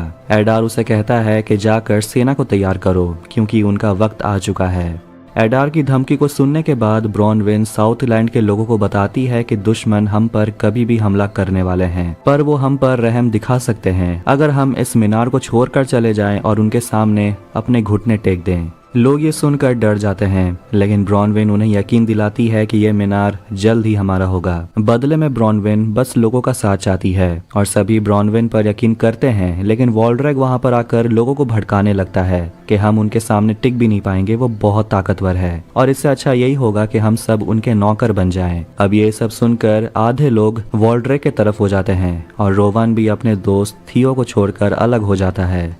न्यूमेनॉर में देखते हैं कि शहर के आधे से ज्यादा लोग इस जंग में जाने के लिए तैयार हैं, सभी निकलने को भी तैयार हैं और जहाजों को रेडी किया जा रहा है और इसिल्डूर भी जाना चाहता है, लेकिन उसके पिताजी यानी कि कैप्टन उसे मना कर देते हैं और उसे ताना मारते हैं ये पूछते हुए कि तुम हो क्या? ना तो तुम समुद्री रक्षक हो, ना तो तुम महारानी के फौज में हो, तुमने शहर के लिए किया ही क्या है? लेकिन इसिल्डूर कहता है कि मुझे अपने लोगों की परवाह है। कैप्टन अपने बेटे से कहता है कि मैं तुम्हें ये चांस दे देता, लेकिन प्रॉब्लम ये है कि तुम्हें किसी भी चीज की कदर है नहीं। महल के अंदर यारियन इस बात से बिल्कुल भी खुश नहीं है कि लोगों को जंग के लिए भेजा जा रहा है। वो चांसलर से बात करना चाहती है, लेकिन वहाँ उसे केमेन मिलता है और उसे कहता है कि उसके पिताजी महारानी के लिए काम करते हैं और वो किसी की बात नहीं सुनने वाले। यारियन उसे कहती है कि तुम उससे बात करो, वो तुम्हारे पिता हैं, वो तुम्हारी बात समझ जाएंगे। अब शहर से इतने लोगों को युद्ध पर भेजा जा रहा है, इसलिए हेलब्रांड तलवार बनाने का काम कर रहा है। तभी उसे रानी का बुलावा आता है और रानी साउथलैंड में घुसने का प्लान डिस्कस कर रही होती है और रानी रीजेंट हेलब्रांड से कहती है कि गैलेड्रियल ने बताया कि आप अपने आवाम को एकजुट कर सकते हैं, पर हेलब्रांड इस खूबसूरत जगह को छोड़कर कहीं और नहीं जाना चाहता, साउथलैंड तो बिल्कुल भी नहीं। गैलेड्रियल महारानी से कहती है कि वक्त आने पर हेलब्रांड जरूर खड़ा होगा। महारानी वहां से चली जाती है अपने पिता से मिलने के लिए और गैलेड्रियल हेलब्रांड को समझाती है कि मैंने रानी को मनाया 500 लोगों को तुम्हारे साउथलैंड में भेजने के लिए, तुम्हारे लोगों को बचाने के लिए, तुम्हें उनका राजा बनाया जाएगा। लेकिन हेलब्रांड को राजा बनने में कोई इंटरेस्ट नहीं है। अब हम हारफुट के लोगों को देखते हैं जो जंगल के रास्ते गुजर रहे होते हैं और उस जंगल में बड़े बड़े पंजों के निशान को देखते हैं। मालवा सैडॉक से बात करती है और उसे पूछती है कि जंगल में इस समय पत्ते कभी नहीं झड़ते, अचानक ऐसा क्या हो गया? मालवा को जंगल में सब कुछ बहुत अजीब लग रहा होता है। तभी पीछे से नॉरी और पॉपी आकर मालवा को डरा देती है और उसे कहती है कि उन्होंने भेड़िए के पंजे के निशान को देखा है। तभी किसी के क्रिएचर की चिल्लाने की आवाज आती है और उन तीनों के पीछे जंगली जानवर पड़ जाते हैं, पर उन्हें बचाने के लिए वो मिस्टीरियस आदमी वहां आ जाता है और भेड़िए को उठाकर फेंक देता है। वो जमीन पर एक हाथ मारता है और भेड़िए पीछे उड़कर गिर जाते हैं और इस वजह से उस आदमी के हाथ पर निशान बन जाता है। न्यूमेनॉर में कैप्टन जंग में जाने वाले वॉलंटियर्स को तलवारबाजी सिखा रहा होता है और गैलेड्रियल वहां आकर बोलती है कि इन्हें अपने दुश्मनों के बारे में कुछ भी नहीं पता। वो उन सभी को ऑर्क के बारे में बताती है कि उन्हें मारना कैसे है। इसके बाद गैलेड्रियल बोलती है उससे लड़ने के लिए, और जो भी गैलेड्रियल को इस ट्रेनिंग में हरा देगा उसे उप सेनापति बना दिया जाएगा। प्रैक्टिस में गैलेड्रियल सभी को हरा रही होती है, सभी को मजा चखा रही होती है और सभी एक साथ मिलकर भी गैलेड्रियल को हरा नहीं पा रहे। और इस लड़ाई को देखने के लिए वहां इसिल्डुर भी आता है और इसिल्डुर का एक दोस्त वैलेंडिर गैलेड्रियल के कपड़े को काट देता है और इस वजह से गैलेड्रियल खुश होती है और उसे उप सेनापति बना दिया जाता है। केमैन इस युद्ध के बारे में अपने पिता से बात करता है और उसे मनाने की कोशिश करता है कि इस युद्ध को नहीं होना चाहिए और ऊंची आवाज में पूछता है कि आप कब से एक एल्फ की गुलामी करने लगे। चांसलर फेराजन इस पर हंसता है और कहता है कि वो सब कुछ न्यूमेनॉर के लिए कर रहा है और अपना प्लान बताता है कि वो साउथ लैंड के इंसानों को बचाकर उन्हें एक राजा देगा जो हमेशा के लिए हमारे कर्ज में होगा और इस काम का वो बहुत फायदा उठाने वाला है। क्वीन रीजेंट अपने पिता से मिलने के लिए जाती है और उन्हें बताती है कि वो एल्फ की मदद करना चाहती है और वो इसीलिए मध्य धरती जा रही है, लेकिन उसके पिता उसे कहते हैं कि मध्य धरती मत जाओ क्योंकि वहां तुम्हें सिर्फ अंधेरा ही मिलेगा। नॉरी उस आदमी के पास जाती है, उसे खुशखबरी बता रही होती है कि हमारे लोग तुम्हारी बहादुरी के बारे में बातें कर रहे हैं और ऐसा नॉर्मली होता नहीं है। और वो देखती है कि वो आदमी अपने हाथ को पानी में डालकर अपने हाथ को बर्फ में जमा रहा होता है। नॉरी उसे छूती है उसे रोकने के लिए, लेकिन उसका हाथ भी बर्फ में जमने लगता है और वो आदमी अपने भाषा में कुछ बोल रहा होता है और तभी अचानक नॉरी वहां से दूर जाकर गिरती है। नॉरी अब उस आदमी से डरने लगी है और वहां से भाग जाती है।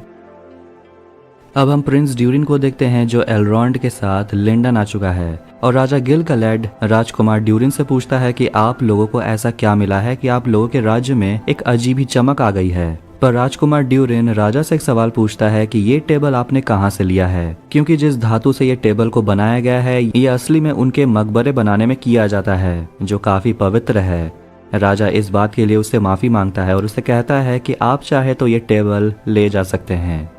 अब डिनर करने के बाद एलरॉन्ड राजा से बात करने के लिए आता है और उसे कहता है कि आपने मुझे झूठ बोलकर किसी मकसद से खजा डूम भेजा था। राजा उसे कहता है कि उसे ये करना पड़ा और राजा उसे पूछता है क्या तुम हिटेलगिर पहाड़ियों की कहानी के बारे में जानते हो। एलरॉन्ड बताता है कि उसे ये कहानी पता है और ये युद्ध हुआ था एक पेड़ के लिए और उस पेड़ में एक प्रकाश छुपा हुआ था जिसका नाम था सिल्मरिल्स और एल्व्स उस पेड़ की रक्षा करते थे, तो वही मॉर्गोथ के लिए काम करने वाला बेलरॉग उस पेड़ को तबाह कर देना चाहता था। पर एक दिन उस पेड़ पर एक बिजली गिरी जिस वजह से एक जन्म हुआ एक शक्ति का, और ये वही धातु है जिसमें वो शक्ति है जिसे बोनो ने ढूंढा है। लेकिन एलरॉन्ड राजा को इस बारे में कुछ और नहीं बताता क्योंकि उसने शपथ लिया है। इसके बाद राजा उसे वही पेड़ दिखाता है जो सड़ रहा है। राजा उसे कहता है ये संकेत है कि हमारी प्रजाति खतरे में है। राजा एलरॉन्ड से एक बार फिर पूछता है क्या ड्यूरिन को वो धातु मिला है, पर एलरॉन्ड शपथ को तोड़ना नहीं चाहता। वो एक उम्मीद के लिए अपने इस पवित्र शपथ को तोड़ने नहीं वाला। राजा उसे कहता है कि जब सारे रास्ते बंद हो जाते हैं तो उम्मीद ही है जो हमारे अंदर जज्बे को जिंदा रखता है।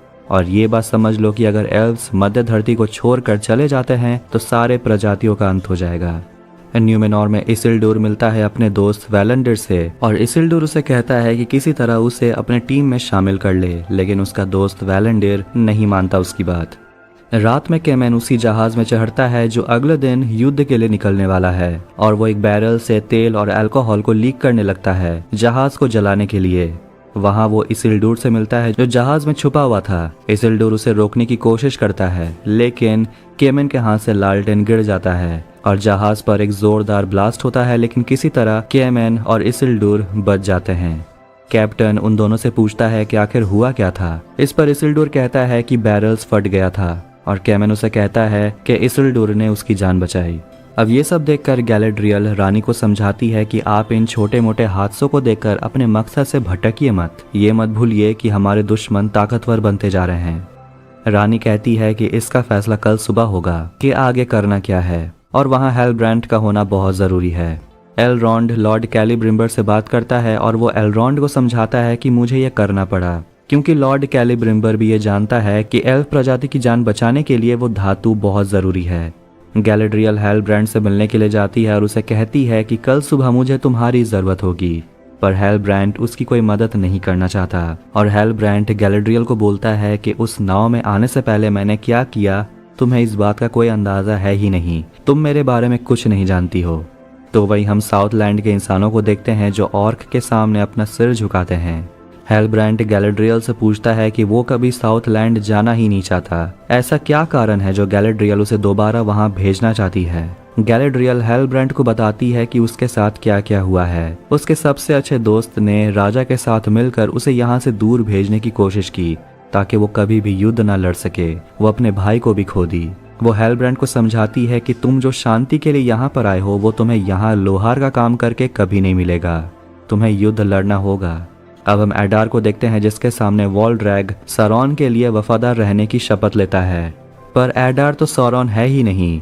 वॉल्ड्रैग कहता है कि आप जो भी हो मैं आपके लिए वफादार रहूंगा, आपके लिए काम करूंगा, लेकिन वॉल्ड्रैग को अपनी वफादारी साबित करने के लिए रोवान को मारना होगा। थियो एरोंडेर को वही तलवार दिखाता है और एरोंडेर कहता है कि उसने ऐसा तलवार पहले भी कहीं देखा है और उसी मीनार के दीवार पर उस तलवार का एक बड़ा सा स्टैचू बना होता है। एरोंडेर ब्रॉनविन को समझाता है कि ये तलवार एक तरह की चाबी है और इसी को लेने के लिए वो दुश्मन हमारे पीछे पड़े हैं। अब ब्रॉनविन अपने लोगों को बचाने के लिए अपने दुश्मन के सामने सिर झुकाना चाहती है, लेकिन एरोंडेर उसे मना करता है। ब्रॉनविन कहती है कि उनके पास कोई और रास्ता है नहीं और उन दुश्मन का सामना करना उनके बस का है ही नहीं। दुश्मन हमला करेंगे और उनका मीनार गिर जाएगा। फिर वो अपने मीनार की तरफ देखती है जैसे उसे कोई प्लान समझ में आया हो। इसके बाद हम देखते हैं कि ऑर्क्स की सेना मीनार की तरफ बढ़ रही है। अब वापस लिंडन में आते हैं और पता चलता है कि ड्यूरिन ने झूठ बोला। डिसा को बस एक टेबल चाहिए था और उसे फ्री में टेबल मिल गया। एलरॉन्ड अपने दोस्त को बता देता है कि वो किस मकसद से आया था अपने दोस्त से मिलने के लिए। वो उसी धातु को लेने के लिए आया था जिसका नाम है मिथरिल, और बताता है कि उस पत्थर के बिना वसंत तक एल्व्स विलुप्त हो जाएंगे, यानी कि एल्फ प्रजाति की किस्मत अब प्रिंस ड्यूरिन के हाथों में है। अब प्रिंस ड्यूरिन अपने दोस्त की मदद जरूर करेगा। अगले दिन न्यूमेनॉर में हम हेलब्रांड को देखते हैं जो अपने लॉकेट को देख रहा होता है। तभी उसे महारानी का बुलावा आता है। वो अपने लॉकेट को लेकर महारानी के पास जाता है अपना आर्मर पहनकर, और उसी रैली में इसिल्डुर भी होता है जिसे देखकर उसकी बहन इयारेन खुश नहीं होती। सारे वॉलंटियर्स जहाज में पहुंचते हैं और थोड़ी ही देर में वो सभी निकलने वाले हैं। कैप्टन अपने बेटे को बोलता है कि जाकर तुम अस्तबल साफ करो। ये सुनकर उसके दोस्त उस पर हंसने लगते हैं। इसके बाद जहाज में आती है गैलेड्रियल और वो हेलब्रांड से हाथ मिलाती है। इसके बाद वो सभी निकलते हैं मध्य धरती के लिए, और इसी के साथ Lord of the Rings of Power episode 5 यहीं एंड होती है। तो the Lord of the Rings of Power episode 6 के स्टार्टिंग में हम एडार को देखते हैं जो अपने सेना से कहता है कि उनके लिए इम्तिहान की घड़ी आ चुकी है, और इस बार भले ही हमारे दुश्मन कमजोर हों लेकिन फिर भी कई लोग की जान इसमें जाएंगी। और उसके सेना में वॉल्ड्रेग भी होता है। वो सभी आखिरकार मीनार तक पहुंच जाते हैं, लेकिन वहां उन्हें कोई नहीं मिलता, यानी कि इंसान भाग निकलने में कामयाब हुए और ऑर्क उस जगह को सर्च कर रहे होते हैं। और हम देख पाते हैं कि एरोंडेर अभी भी मीनार के अंदर है। एडार उस तलवार के स्टैचू को देखता है और वॉल्ड्रेग उससे पूछता है कि बुरा मत मानिएगा लेकिन सौरॉन को हुआ क्या था। तभी एरोंडेर एक एक कर ऑर्क पर तीर मारने लगता है। एरोंडेर तो बस सही समय का इंतजार कर रहा था और वो मीनार पर लगे एक ट्रैप पे तीर मारता है और वहां से वो भाग जाता है और मीनार गिर जाता है जिसमें बहुत सारे ऑर्क्स मर जाते हैं। और ये देखकर ब्रॉनविन और सारे इंसान बहुत खुश होते हैं। अब हम न्यूमेनॉर के जहाज़ों को देखते हैं जो मध्य धरती की ओर आ रहे हैं, और आधी रात में इसिल्डुर जाग जाता है और वो जाता है अपना काम करने के लिए, यानी कि अस्तबल को साफ करने के लिए। वो ऊपर आता है और उसे गैलेड्रियल मिलती है जो इसिल्डुर को देखकर पूछती है, लगता है तुम्हें मध्य धरती देखने की बहुत जल्दी है। गैलेड्रियल इसिल्डुर को बताती है, मैं तो 1 घंटे से अपने जमीन को यहाँ से देख रही हूँ, क्योंकि एल्व्स का नजर बहुत तेज होता है। और वो इसिल्डुर से पूछती है, तुम्हारा ओहदा क्या है। वो उदास होकर कहता है कि वो अस्तबल साफ करता है, और इसिल्डुर गैलेड्रियल से बात करते हुए बताता है कि वो तो बस न्यूमेनॉर से बाहर जाना चाहता था, और कहता है कि अब उसका न्यूमेनॉर नहीं रहा। तभी वहाँ पर कैप्टन आ जाता है और इसिल्डुर वहाँ से चला जाता है, और गैलेड्रियल कैप्टन से पूछती है कि तुम्हारे बेटे की माँ के साथ क्या हुआ। कैप्टन यही कहता है कि वो डूबकर मर गई थी। कैप्टन और महारानी रीजेंट मैप्स देख रहे होते हैं और पता चलता है कि अभी भी उन्हें घाटियों तक पहुंचने में 4 दिन लगेगा। अब एरोंडेर उस तलवार को काटने की कोशिश करता है लेकिन वो असफल रहता है। उल्टा उसका ही तलवार टूट जाता है और वो सभी वापस अपने गांव में आ जाते हैं और सुरंग को वो बंद करना जारी रखते हैं जहां से ऑर्क्स वापस आ सकते हैं। वो सभी मिलकर खुद को जंग के लिए तैयार कर रहे हैं। ब्रॉनविन सभी को भाषण देकर उनका हिम्मत बढ़ाती है और सभी एरोंडेर का साथ देने के लिए तैयार हैं, बावजूद इसके कि वो एक एल्फ है। थियो भी इस जंग में शामिल होना चाहता है, लेकिन उसकी माँ उसे कहती है कि तुम जाकर उन बच्चों की मदद करो जो लड़ नहीं सकते।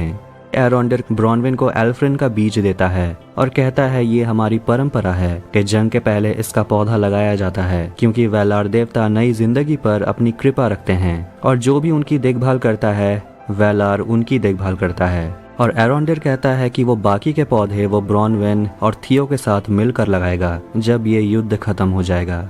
अब रात हो जाती है और सभी लोग नजर बनाए बैठे हुए हैं, क्योंकि ऑर्क्स कभी भी आ सकते हैं। तभी एरोंडेर दूर में कुछ जलते हुए मशालों को देखता है जो कि उनके ही तरफ बढ़ रहे हैं, जिसे देखकर सभी डरने लगते हैं क्योंकि उनकी तादाद बहुत ज्यादा है और ये ऑर्क्स ही हैं। पर उन लोगों की पूरी तैयारी है और वो ऑर्क्स को आग के घेरे में फंसा देते हैं और एरोंडेर और बाकी इंसान मिलकर उन ऑर्क्स पर तीर से हमला करते हैं, जिस वजह से उन्हें वहां से भागना पड़ता है।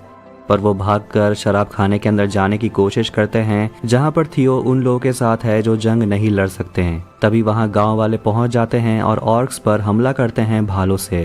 एरोंडेर को सामना करना पड़ता है एक बहुत ही बड़े तगड़े से ऑर्क से जो एरोंडेर पर भारी पड़ रहा होता है, पर पीछे से ब्रॉनविन उस ऑर्क को मार देती है और एरोंडेर की जान बचा लेती है। अब ये देखकर सभी खुश होते हैं कि सारे ऑर्क्स मारे गए और वो लोग जंग जीत गए हैं। लेकिन ये देखकर एरोंडेर शॉक्ड हो जाता है कि उन्होंने जिन लोगों से जंग लड़ा और जिन लोगों की जान गई वो असली में उनके ही गांव वाले थे जो अब ऑर्क्स के वफादार हो गए थे। और तभी अचानक से इंसानों पर तीर चलने लगता है, जिस वजह से इंसान मरने लगते हैं और एक तीर तो ब्रॉनविन को भी लग जाता है। एरोंडेर ब्रॉनविन को उठाकर अंदर ले जाता है और सभी को अंदर चलने को बोलता है। ब्रॉनविन बहुत बुरी तरीके से घायल हो गई है। एरोंडेर ब्रॉनविन के शरीर से तीर निकालता है, पर ब्रॉनविन का बहुत खून बहने लगता है। एरोंडेर ब्रॉनविन के घाव पर एल्फ्रिन के बीज को लगाता है, उसके बाद उस घाव को बंद करने के लिए उसे जलाता है, लेकिन इतना दर्द वो सह नहीं पाती और वो बेहोश हो जाती है, जिसे देखकर थियो बहुत घबराने लगता है कि कहीं उसकी माँ मर तो नहीं गई। पर कुछ ही सेकंड में ब्रॉनविन को होश आ जाता है। अब इसके बाद ऑर्क्स की दूसरी टुकड़ी वहां पहुंच जाती है जिसमें एडार भी होता है और वो सभी शराब खाने के अंदर घुसने की कोशिश करते हैं।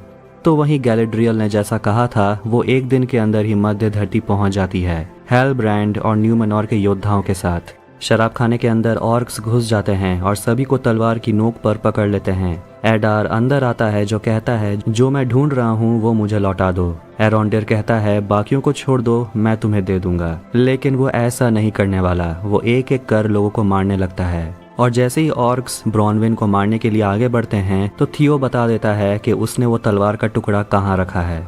अब आखिरकार वो टुकड़ा एडार के हाथ लग जाता है। एडार बाहर जाता है और कहता है सभी लोगों को मार देने के लिए। तभी वहां पर न्यूमेनॉर की सेना पहुंच जाती है और एडार गुस्सा हो जाता है कि ये लोग बीच में कहां से आ गए। गैलेड्रियल गजब तरीके से लड़ती है और गैलेड्रियल ने योद्धाओं को जैसे सिखाया था वो वैसा ही लड़ते हैं और एक एक कर ऑर्क्स को मारने लगते हैं। और महारानी पहाड़ के ऊपर से उन सभी को देख रही होती है और वो इसिल्डुर को नीचे भेजती है। कैप्टन मरते मरते बचता है क्योंकि उसे हेलब्रांड मौके पर बचा लेता है। इसिल्डुर अपने पिता से मिलता है, लेकिन उसके पिता उसे कहते हैं मैं ठीक हूँ। गैलेड्रियल एरोंडेर से पूछती है कि इन लोगों का सेनापति कौन है और एरोंडेर एडार की तरफ इशारा करता है और कहता है उसके पास कुछ है जिसे लेकर आप उसे भागने मत दीजिएगा। इसके बाद गैलेड्रियल एडार के पीछे चली जाती है। हेलब्रांड गैलेड्रियल का पीछा करता है। एडार जंगल की तरफ भागता है और उसका पीछा कर रहे होते हैं गैलेड्रियल और हेलब्रांड सामने से आकर एडार के घोड़े पर हमला करता है और एडार गिर जाता है और हेलब्रांड उसे कहता है तुम मुझे भूले तो नहीं। एडार उसे कहता है मैं तुम्हें कैसे भूल सकता हूँ। हेलब्रांड जैसे ही उसे मारने वाला होता है गैलेड्रियल उसे रोक लेती है और कहती है ये हमें जिंदा चाहिए। हेलब्रांड उसे कहता है कि तुम नहीं जानती इसने मेरे साथ क्या किया है। एडार कहता है तुम मुझे इसलिए मारना चाहते हो क्योंकि मैंने उसे मार दिया जिसे तुम प्यार करते थे।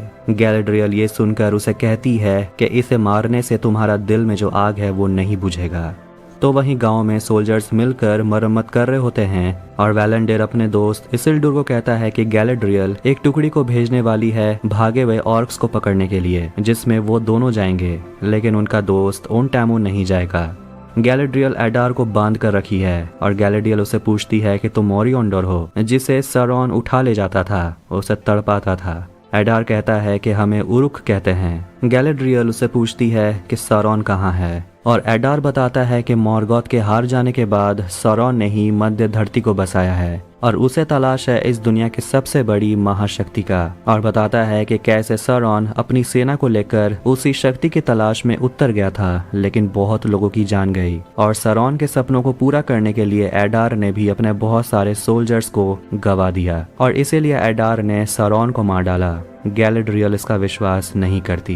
एडार कहता है कि उन्हें भी अपने जिंदगी जीने का पूरा हक है, इसीलिए वो इस जगह को लेने के लिए आए थे। गैलेड्रियल उसे कहती है तुम्हारे प्रजाति का तो पैदा होना ही भूल है, इसलिए गैलेड्रियल उसके प्रजाति के एक एक को मार डालेगी। पर गैलेड्रियल जैसे ही एडार को मारने जाती है, हेलब्रांड उसे रोक लेता है। एडार हेलब्रांड से पूछता है तुम हो कौन, पर हेलब्रांड वहां से चला जाता है। हेलब्रांड गैलेड्रियल से बात करता है और हेलब्रांड उसे कहता है कि आज गैलेड्रियल के साथ लड़के उसे ऐसा लगा कि उसके साथ पहले जो भी हुआ है वो उस एहसास को अपने साथ रख कर भी लड़ सकता है। अब गांव में दावत चल रहा होता है, सभी बहुत खुश हैं कि उन्होंने ऑर्क्स को हरा दिया। महारानी ब्रॉनविन से मिलती है और ब्रॉनविन महारानी को धन्यवाद कहती है क्योंकि महारानी के वजह से आज उसके लोग जिंदा हैं। पर महारानी उसे कहती है कि तुम्हारे लोग तुम्हारे वजह से जिंदा हैं। ब्रॉनविन कहती है कि ये जिम्मेदारी वो नहीं उठाना चाहती थी। महारानी इस पर कहती है कि यही तो है एक सच्चे लीडर की पहचान। वहाँ पर हेलब्रांड आता है और महारानी ब्रॉनविन को हेलब्रांड से मिलाती है और ब्रॉनविन हेलब्रांड के लॉकेट को देखती है और कहती है आप वही राजा हैं जिसका हमें इंतजार था। और हेलब्रांड ना चाहते हुए भी हाँ कहता है, जिसके बाद सभी उसका जय जयकार करते हैं क्योंकि आखिरकार साउथलैंड के लोगों को उनका राजा मिल गया। एरोंडेर थियो से मिलता है और थियो बताता है कि जब वो तलवार के टुकड़े को हाथ में लेता था तो वो खुद को काफी शक्तिशाली महसूस करता था। एरोंडेर उसे कहता है तो फिर तुम्हें उस शक्ति से निजात पा लेना चाहिए और कहता है इस तलवार को तुम न्यूमेनॉर को दे दो जो रास्ते में इसे समुद्र में फेंक देंगे। थियो उसे खोल कर देखता है कि ये तो एक आम सा कुल्हाड़ी है। वो तलवार कहाँ गया? और वो तलवार है वॉल्ड्रेक के पास, जो तलवार को एक चट्टान में घुसा देता है और पता चलता है कि एक तरह का चाबी है जिससे डैम खुल जाता है और पानी बहने लगता है। इसिल्डुर घोड़े को संभाल रहा होता है पर वो संभाल नहीं पाता। तभी वहाँ उसके पिता कैप्टन आते हैं जो घोड़े को संभालता है। कैप्टन अपने बेटे को कहता है कि अगर घोड़े का मालिक दर्द से परेशान है तो घोड़ा कैसे शांत रहेगा। इसिल्डुर कहता है कि मैं दर्द में नहीं हूँ। तभी अचानक से गड़गड़ाहट की आवाज आती है और साउथलैंड के जमीनों को चीरते हुए पानी ऊपर आने लगता है। यहाँ तक कि जमीन के नीचे सुरंग में भी पानी भरने लगता है जो आगे बढ़ते हुए जाता है सामने के पहाड़ में, वो भी नीचे लावा के तरफ, जिस वजह से ज्वालामुखी जाग उठता है जिसे देखकर सभी हैरान हो जाते हैं। ज्वालामुखी जल्द ही अपना रौद्र रूप ले लेता है और आग के गोले बरसने लगते हैं जिससे इंसान की जान जाने लगती है। भगदड़ मच जाता है, सभी सुरक्षित जगह की ओर भागने लगते हैं। तो वहीं गैलेड्रियल ज्वालामुखी को देख रही होती है और ज्वालामुखी धीरे धीरे साउथलैंड की तरफ बढ़ता है और वो सभी को अपने चपेट में ले लेता है। और इसी के साथ Lord of the Rings of Power episode 6 यहीं एंड होती है। The Lord of the Rings of Power episode 7 के स्टार्टिंग में हम देखते हैं कि ज्वालामुखी से पूरा साउथलैंड तबाह हो चुका है। गैलेड्रियल को होश आता है और वो चारों ओर देखती है और वो हेलब्रांड और कैप्टन को पुकारती है और उसे थियो मिलता है। गैलेड्रियल उसे कहती है उसके साथ रहने के लिए। चारों ओर हाहाकार मचा हुआ है। इसिल्डुर अपने दोस्त वैलेंडियर को बचाता है जो चट्टान के नीचे दब गया था। महारानी रीजेंट आकर उसकी मदद करती है और दोनों मिलकर वैलेंडियर को निकालते हैं, लेकिन उनका दूसरा दोस्त ओनटैमो मर चुका है। इसके बाद वो तीनों जाते हैं लोगों को बचाने के लिए जो एक घर के अंदर फंस चुके हैं, पर लोगों को वहां से निकालते समय छत ढहने लगता है। महारानी तो बच जाती है लेकिन इसिल्डुर अंदर ही फंस जाता है। हारफुट कम्युनिटी के कारवां को देखते हैं जो आगे बढ़ रहे होते हैं, पर तभी उन्हें दिखता है एक ऐसा जगह जो पहले हरा भरा हुआ करता था पर अब सब राख में मिल चुका है। सैडॉक उन्हें बताता है कि दक्षिणी पर्वत के बारे में जो आग उगलता है और वो आगे बताता है कि जब किसी शैतानी शक्ति का जन्म होता है तभी वो पहाड़ आग उगलता है। ये सुनकर नोरी और पॉपी उस मिस्टीरियस आदमी को देखती है। अब मिस्टीरियस आदमी एक पेड़ को देखकर अपनी भाषा में कुछ बोल रहा होता है। मालवा सोचती है कि वो क्या बड़बड़ा रहा है। सैडॉक कहता है शायद वो पेड़ से बात कर रहा होगा, पर तभी वो आदमी बहुत ज़ोर ज़ोर से चिल्लाने लगता है और डिली को ऐसा देखकर लगता है कि वो आदमी पेड़ को ठीक कर दे रहा है। पर अचानक से एक डाल टूट कर गिर जाता है और नॉरी और वो लड़की उस हादसे में किसी तरह बच जाते हैं। हारफुट्स उस आदमी को ऐसे देखते हैं कि क्या सही में वो आदमी उनकी कोई मदद कर भी सकता है। एलरॉन्ड राजा ड्यूरिन से कहता है कि वो मिथ्रिल के बदले में उन सभी को एरियाडोर में मिलने वाले खास अनाज और लकड़ियां देगा, वो भी अगले 5 सदियों के लिए, वो भी मुफ्त। ये सुनकर वो सोचते हैं कि ये तो सच में बहुत ज़्यादा है। राजा उसे पूछता है कि वो भला एक एल्फ पे क्यों भरोसा करेगा। एलरॉन्ड राजा के सामने घुटने पर बैठ जाता है और उसे कहता है कि उसे राजा की मदद चाहिए क्योंकि पूरी एल्फ की प्रजाति खतरे में है। राजा कहता है कि उसे अपने बेटे से बात करना है। अब अकेले में बात करते वक्त राजा कहता है कि उसे एलरॉन्ड पर बिल्कुल भी भरोसा नहीं है और कहता है कि हम अब खुदाई नहीं कर सकते वरना वो हमें अंधकार की ओर ले जाएगा। लेकिन राजकुमार ड्यूरिन अपने दोस्त की मदद करना चाहता है। राजा के हिसाब से जिन्होंने ये दुनिया बनाई है, जिन्होंने उनको बनाया है, हम अगर उनकी बात नहीं माने तो ये रियासत तबाह हो जाएगी, शायद पूरी मध्य धरती भी। राजा अपने बेटे से माफ़ी मांगता है और कहता है कि एल्फ का वक्त आ चुका है। डिसा बहुत गुस्सा होती है कि राजा मदद क्यों नहीं करना चाहता, लेकिन राजकुमार ड्यूरिन कर भी क्या सकता है। डिसा कहती है कि अगर हम किसी तरह मिथ्रिल को सुरक्षित तरीके से निकालने का रास्ता खोज लें तो शायद राजा अपना मन बदल लें, लेकिन प्रिंस ड्यूरिन नहीं मानता और कहता है कि उसके पिता यहाँ के राजा हैं और वो राजा के आदेश को टाल नहीं सकता। फिर वहाँ एलरॉन्ड आता है जानने के लिए कि राजा ने कहा क्या है और वो ड्यूरिन के चेहरे को देखकर समझ आता है कि मदद तो मिलने से रहा। ड्यूरिन को लगता है कि वो अपने दोस्त को आखिरी बार देख रहा है और इसीलिए वो रोने लगता है और जाने से पहले एलरॉन्ड उसे मिथ्रिल का वो आखिरी टुकड़ा दे देता है। एलरॉन्ड के जाते ही ड्यूरिन गुस्से में वो मिथ्रिल का टुकड़ा फेंक देता है उसी पत्ते के पास, पर मिथ्रिल के वजह से पत्ते में से कालापन गायब होने लगता है, जिसे देखकर दोनों हैरान हो जाते हैं। गैलेड्रियल और थियो छुपकर ऑर्क्स को देख रहे होते हैं और थियो सोचता है कि आखिर ऑर्क्स ऐसा क्यों करना चाहते हैं। गैलेड्रियल कहती है क्योंकि वो यहाँ अपना दुनिया बसाना चाहते हैं, लेकिन थियो उन सब को मार डालना चाहता है। गैलेड्रियल उसे रोकती है और उसे शांत होने को बोलती है। अब हम कैप्टन को देखते हैं जो भी जिंदा है और वो एक सिपाही को देखकर उसे ऐसा महसूस होता है कि वो उसका बेटा इसिल्डुर है, लेकिन सैडली वो इसिल्डुर नहीं है। महारानी के आने की खबर सुनकर कप्तान उससे मिलने जाता है और महारानी और वैलेंडिर के चेहरों को देखकर कैप्टन समझ आता है कि शायद उसका बेटा अब नहीं आने वाला। वो पूछता है कि उसका बेटा कहाँ है। थियो सोचता है कि शायद सब मर चुके हैं, उसकी माँ एरोंडेर सब मर चुके हैं। वो दोनों पैदल चल रहे होते हैं और जा रहे होते हैं जहाँ बचे हुए लोगों ने छावनी लगाई है। शायद हो सकता है कि ब्रॉनविन वहीं होगी। अब चलते चलते वो लोग बात कर रहे होते हैं और थियो गैलेड्रियल से पूछता है कि आपने कितने ऑर्क्स को मारा है। गैलेड्रियल कहती है मैंने तो बहुत सारे ऑर्क्स को मारा है, लेकिन मारने से हमारे अंदर बुराइयां बस जाती है, ये कोई फक्र की बात नहीं है, और कहती है कि सोल्जर को खुद पर काबू होना चाहिए। गैलेड्रियल थियो को अपना तलवार दे देती है। महारानी, रीजेंट, कैप्टन और वैलेंडिर छावनी की तरफ बढ़ रहे होते हैं, जो एक दिन का रास्ता है, और रानी धीरे धीरे अपने आँख की रोशनी खो रही है। कैप्टन रानी का हाथ पकड़ता है और रानी कहती है कि उसे सब कुछ धुंधला दिखाई दे रहा है, और वो एलेंडिल को कहती है कि हमें आगे बढ़ते रहना चाहिए। हारफुट ग्रीनवुड पहुंचते हैं और सैडॉक और वो मिस्टीरियस आदमी एक टीले पर बैठे होते हैं, और सैडॉक उसे एक कागज देता है जिसमें नक्षत्र बना हुआ है और उसे कहता है कि ग्रीनवुड के लोग तुम्हारी मदद कर सकते हैं तुम्हारे सितारों को ढूंढने में। और वो मिस्टीरियस आदमी अपने सितारों की खोज में वहां से निकलने वाला होता है। तभी सूखे पेड़ पर पीला रंग का फूल खिल जाता है। उस आदमी के जाने से पहले नौरी उसे मिलती है और उसे एक एप्पल देती है। रात में नौरी अपने माँ से बात कर रही होती है और कहती है कि उसे उस आदमी की मदद नहीं करनी चाहिए थी, उसे अपनी माँ की बात सुन लेनी चाहिए थी। वो तो बस एक हारफुट है, उसमें कुछ भी स्पेशल नहीं है। लेकिन उसकी माँ मैरीगोल्ड उसे कहती है कि तुम जाकर फिलहाल सो जाओ। थियो गैलेड्रियल से पूछता है क्या आपने कभी अपनों को खोया है।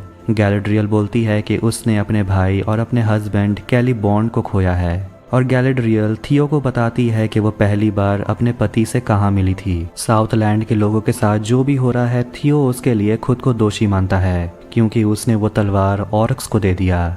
लेकिन गैलेड्रियल इस पर बिल्कुल भी गुस्सा नहीं है और कहती है कि समझदार लोग तुम्हारे दिल पर छुपे नीयत को देखते हैं और तुम्हारे नीयत में खोट नहीं थी। दोनों छुप जाते हैं क्योंकि वहाँ ऑर्क्स आने लगते हैं और उनके सामने ही एक ऑर्क्स होता है, पर दोनों बिल्कुल शांत बैठे होते हैं और वो ऑर्क्स वहाँ से चले जाते हैं। प्रिंस ड्यूरेन एलरॉन्ड के साथ मिलकर खान में जाता है और पत्थर को तोड़ने लगता है, लेकिन तभी एक झटका महसूस होते ही दोनों रुक जाते हैं और वहाँ बैठकर बातें करते हैं। और बात करते हुए पता चलता है कि एलरॉन्ड ने शक्ति प्रदर्शन प्रतियोगिता में जानबूझकर हार गया था।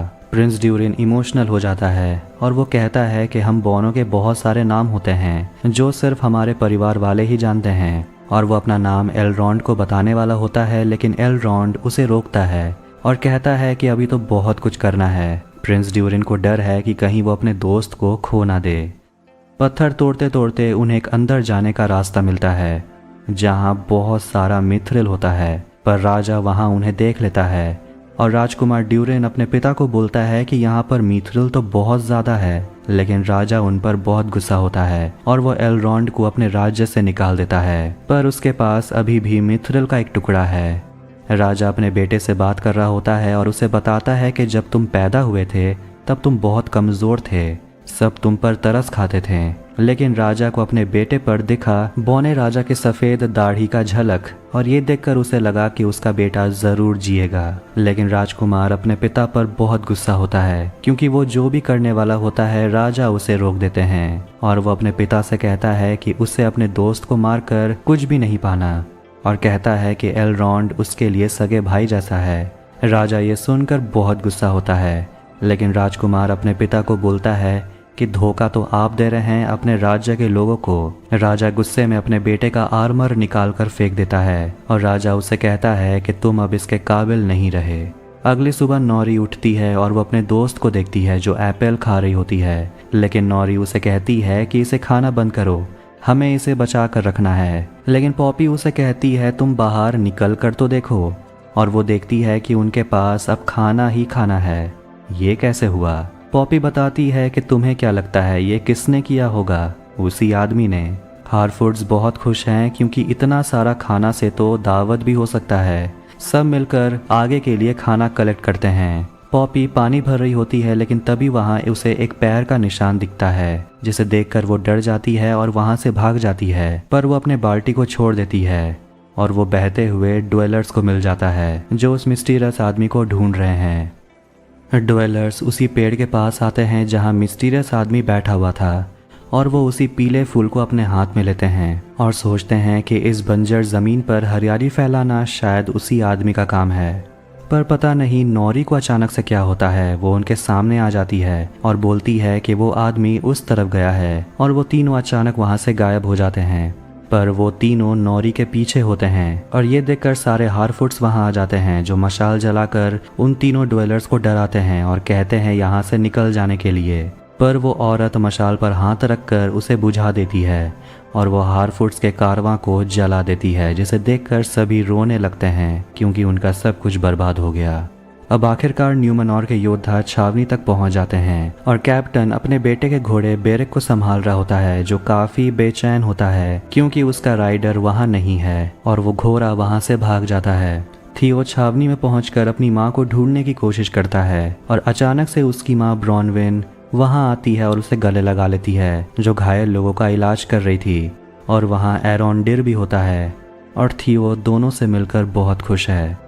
अब महारानी को देखते हैं जो पहाड़ के ऊपर बैठी होती है और उसकी आंखों पर पट्टी होती है, शायद वो अब देख नहीं पाती। कैप्टन उसे कहता है कि हम यहाँ से 1 घंटे में निकलने वाले हैं। तभी वहाँ गैलेड्रियल आती है जिसे देखकर कैप्टन बहुत गुस्सा होता है और गैलेड्रियल रानी के सामने अपनी गलती कबूलती है कि इतने लोगों की जान सिर्फ उसके वजह से गई।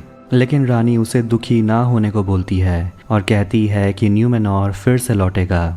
अब जो भी बचा हुआ है हारफूड्स उसे इकट्ठा करते हैं और लार्गो अपनी बेटी नौरी को हिम्मत ना हारने को बोलता है और वो सभी को हिम्मत देने के लिए कहता है कि हम सब हारफूड्स हैं और हम किसी को धोखा नहीं देते, सब एकजुट रहते हैं और आगे बढ़ते हैं। अब हिम्मत पाकर नौरी निकलने वाली होती है उस आदमी की मदद करने के लिए, क्योंकि उसकी जान अब खतरे में है। पर वो अकेली नहीं है, उसके साथ पॉपी भी जाने वाली है। पर मैरी गोल्ड अपनी बेटी को अकेले कैसे छोड़ेगी, वो भी जाने का मन बनाती है और सैडॉक भी उनके साथ जाने वाला है, जो उन्हें रास्ता दिखाएगा। महारानी न्यूमेनॉर के लिए निकल जाती है। एरोंडिर गैलेड्रियल से पूछता है कि आपको लगता है कि रानी अपना वादा निभाएंगी। गैलेड्रियल को पूरा भरोसा है कि रानी अपना वादा जरूर निभाएगी। ब्रॉनविन बताती है कि वो लोग अब निकलने वाले हैं और वो सभी जाएंगे पेलरगिर, एक नई शुरुआत के लिए।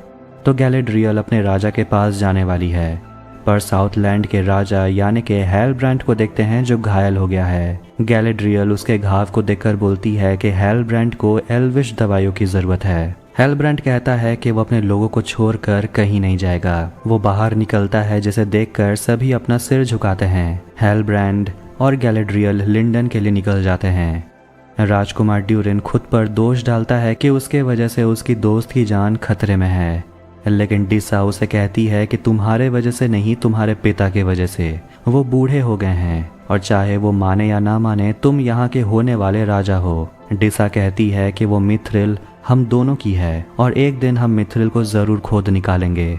राजा उस पत्ते को उसी बड़े से छेद के अंदर फेंक देता है जहाँ मिथ्रिल है और वो पत्ता उड़ते हुए नीचे गिरता है और देखते हैं वहां पर बेलरॉग रहता है। इसका मतलब राजा हमेशा से ही सही था। मिथ्रिल को खोदना सही आइडिया नहीं है, ये बोनो के लिए खतरनाक हो सकता है। अब हम एडार को देखते हैं जो अपने सेना को बोलता है कि अब तुम्हें धूप से डरने की जरूरत नहीं है, क्योंकि ये भूमि अब हमारी है। एडार कहता है कि हम इस साउथलैंड को दूसरे नाम से बुलाएंगे और वो दूसरा नाम है Mordor. Lord of the Rings of Power episode 8 की स्टार्टिंग में हमें वो मिस्टीरियस आदमी को दिखाया जाता है जो ग्रीन वुड पहुंच चुका है और वो नौरी के दिए हुए एप्पल को देखता है और उसकी बातों को याद करता है जो कहती थी कि तुम कोई बुरे इंसान नहीं हो, तुम अच्छे इंसान हो।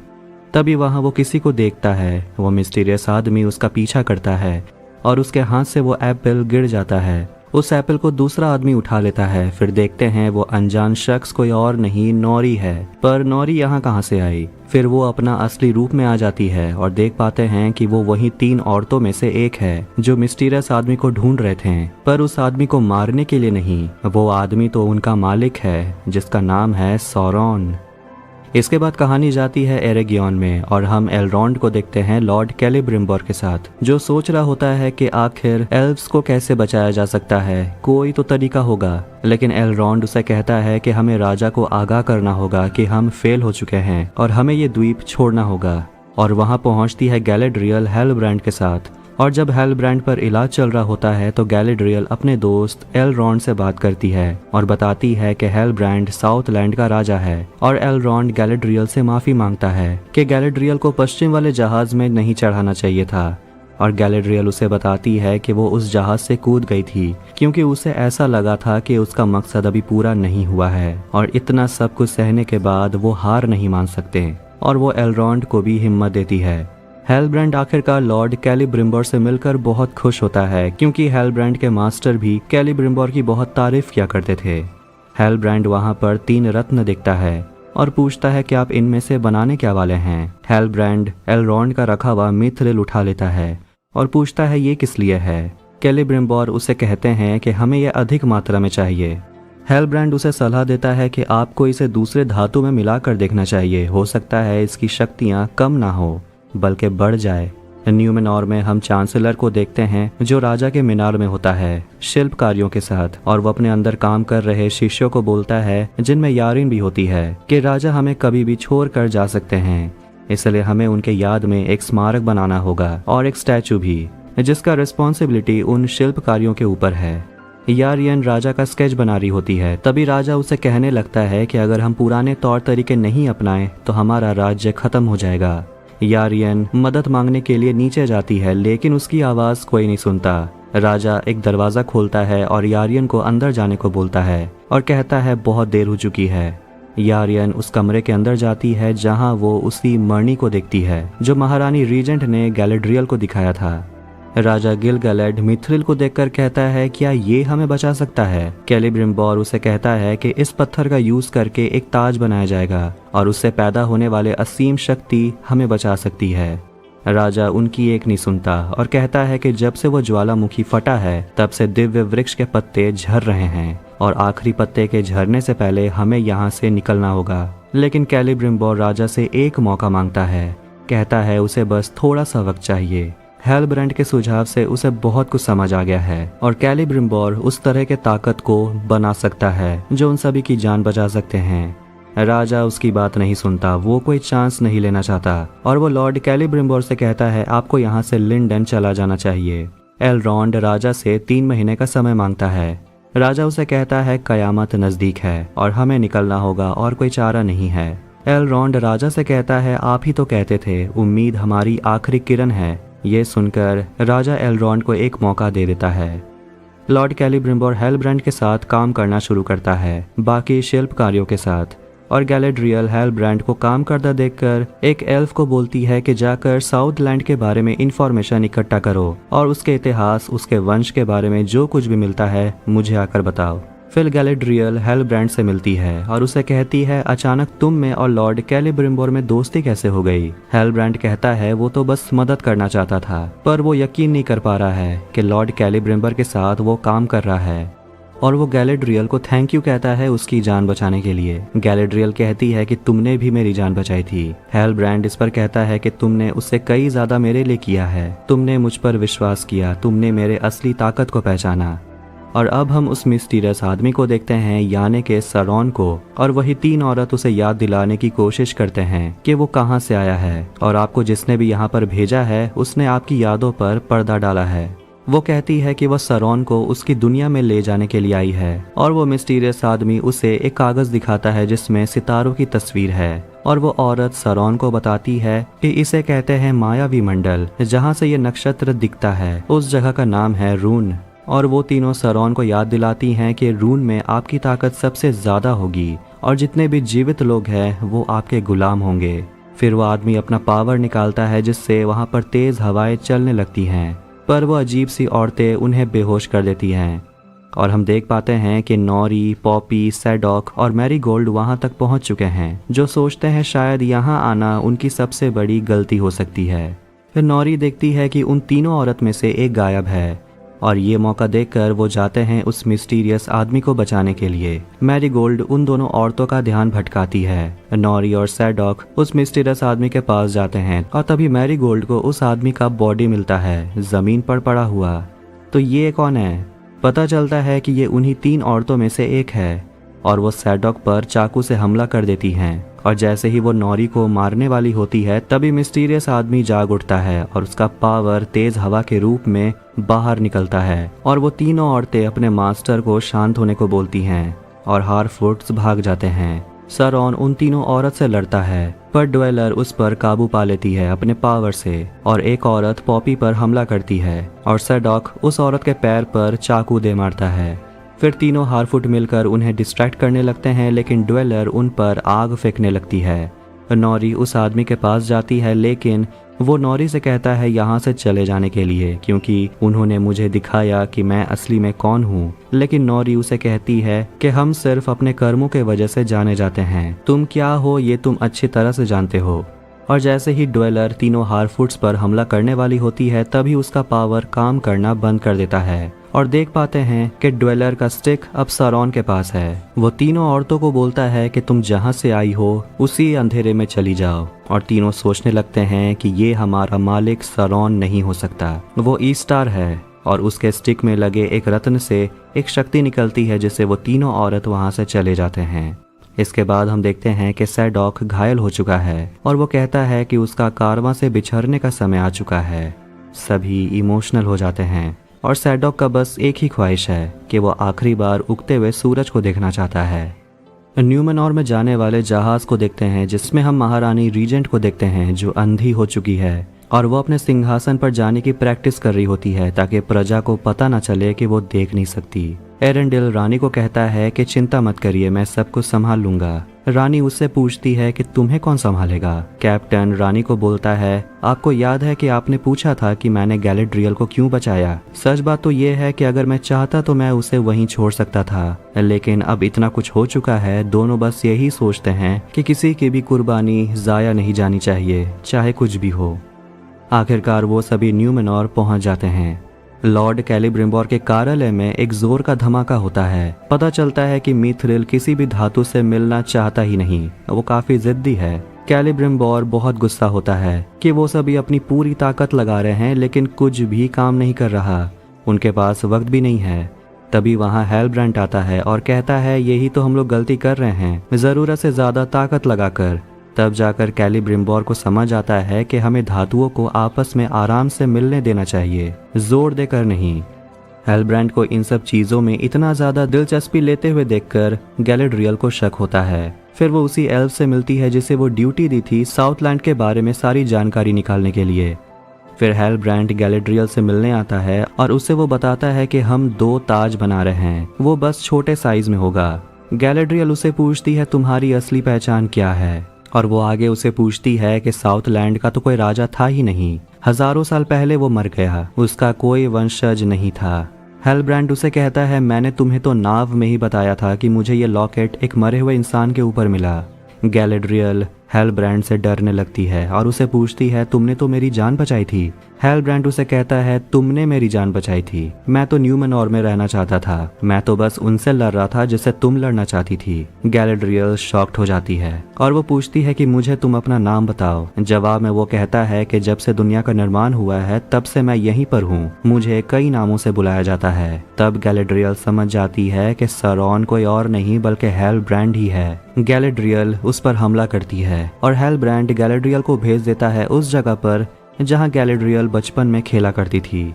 वहां वो अपने भाई फिनरॉड से मिलती है और उसका भाई उसे सरॉन के बारे में बताता है, जो अपनी बहन गैलेड्रियल को बताता है कि सरॉन भी एल्फ की तरह शांति बनाए रखना चाहता था, वो मध्य धरती को बर्बाद नहीं करना चाहता है, वो तो एक महाशक्ति के खोज में निकला है। फिर उसे एहसास होता है कि ये उसका भाई नहीं है, ये सरॉन है। फिर वो उसी नाव में पहुंच जाती है जहां वो पहली बार हेलब्रांड से मिली थी। सरॉन उसे कहता है कि मैं तुम्हारा दोस्त हूँ, लेकिन गैलेड्रियल उसे कहती है कि तुम मॉर्गोथ के गुलाम हो। सरॉन कहता है कि जब मॉर्गोथ की हार हुई तब उसे ऐसा लगा कि वो आज़ाद हो गया है, उसके लिए एक नए दिन की शुरुआत हुई थी। उसके बाद उसे ऐसा लगने लगा कि मॉर्गोथ के वजह से जितनी भी तबाही हुई वो सरॉन को ठीक करना होगा। पर गैलेड्रियल को सरॉन के इन अच्छे बातों पर विश्वास नहीं होता। तभी अचानक से समुद्र शांत हो जाता है और वह परछाई में सरॉन को उसके असली रूप में देखती है। सरॉन उसे कहता है कि मैं तुम्हें महारानी बनाऊंगा, लोग तुम पर भी शक करते हैं लेकिन मैं तुम में रोशनी देखता हूँ। सरॉन उसे कहता है कि तुम्हें तो याद होगा तुमने पूछा था कि आखिर हम लोग मिले क्यों। इसका जवाब है कि मुझे रोशनी की तलाश थी जो मुझे तुम दोगी और मैं तुम्हें ताकत दूंगा, साथ मिलकर हम मध्य धरती को बचाएंगे। पर गैलेड्रियल उसके बातों पर विश्वास आसानी से करने नहीं वाली। पर सरॉन कहता है कि उसके पास कोई और चारा है नहीं, क्योंकि सरॉन के बिना एल्व्स का सफाया हो जाएगा।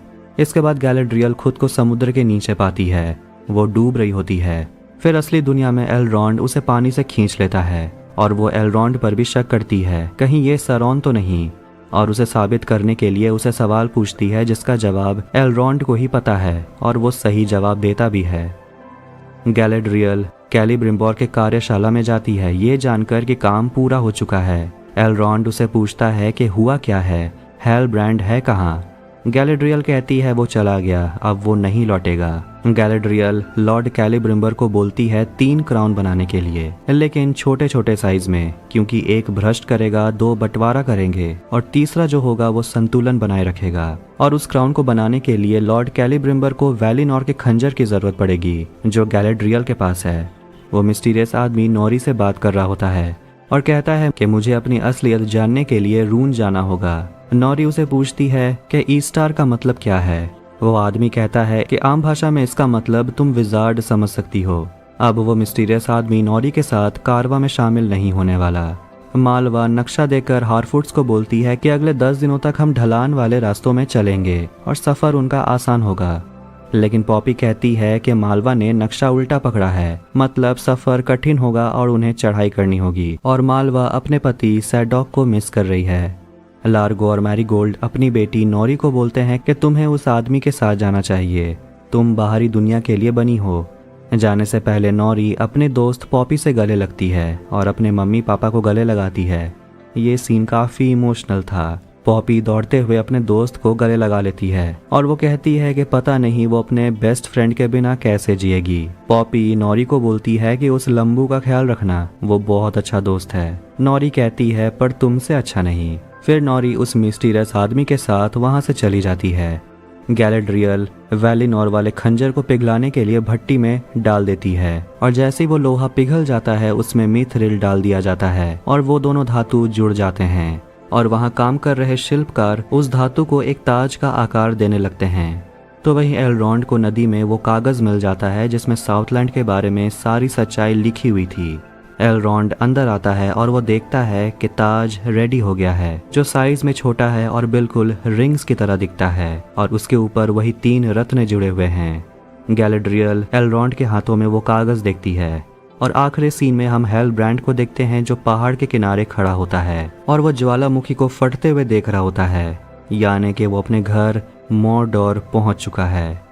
और इसी के साथ Lord of the rings episode 8 यही एंड होती है और एपिसोड 8 के साथ सीजन 1 भी यही कंप्लीट होती है। तो अगर आपको वीडियो पसंद आया तो वीडियो को लाइक करें, चैनल को सब्सक्राइब करें ऐसे ही मूवीज और टीवी सीरीज एक्सप्लेनेशंस के लिए। मिलते हैं नेक्स्ट वीडियो में। Take care.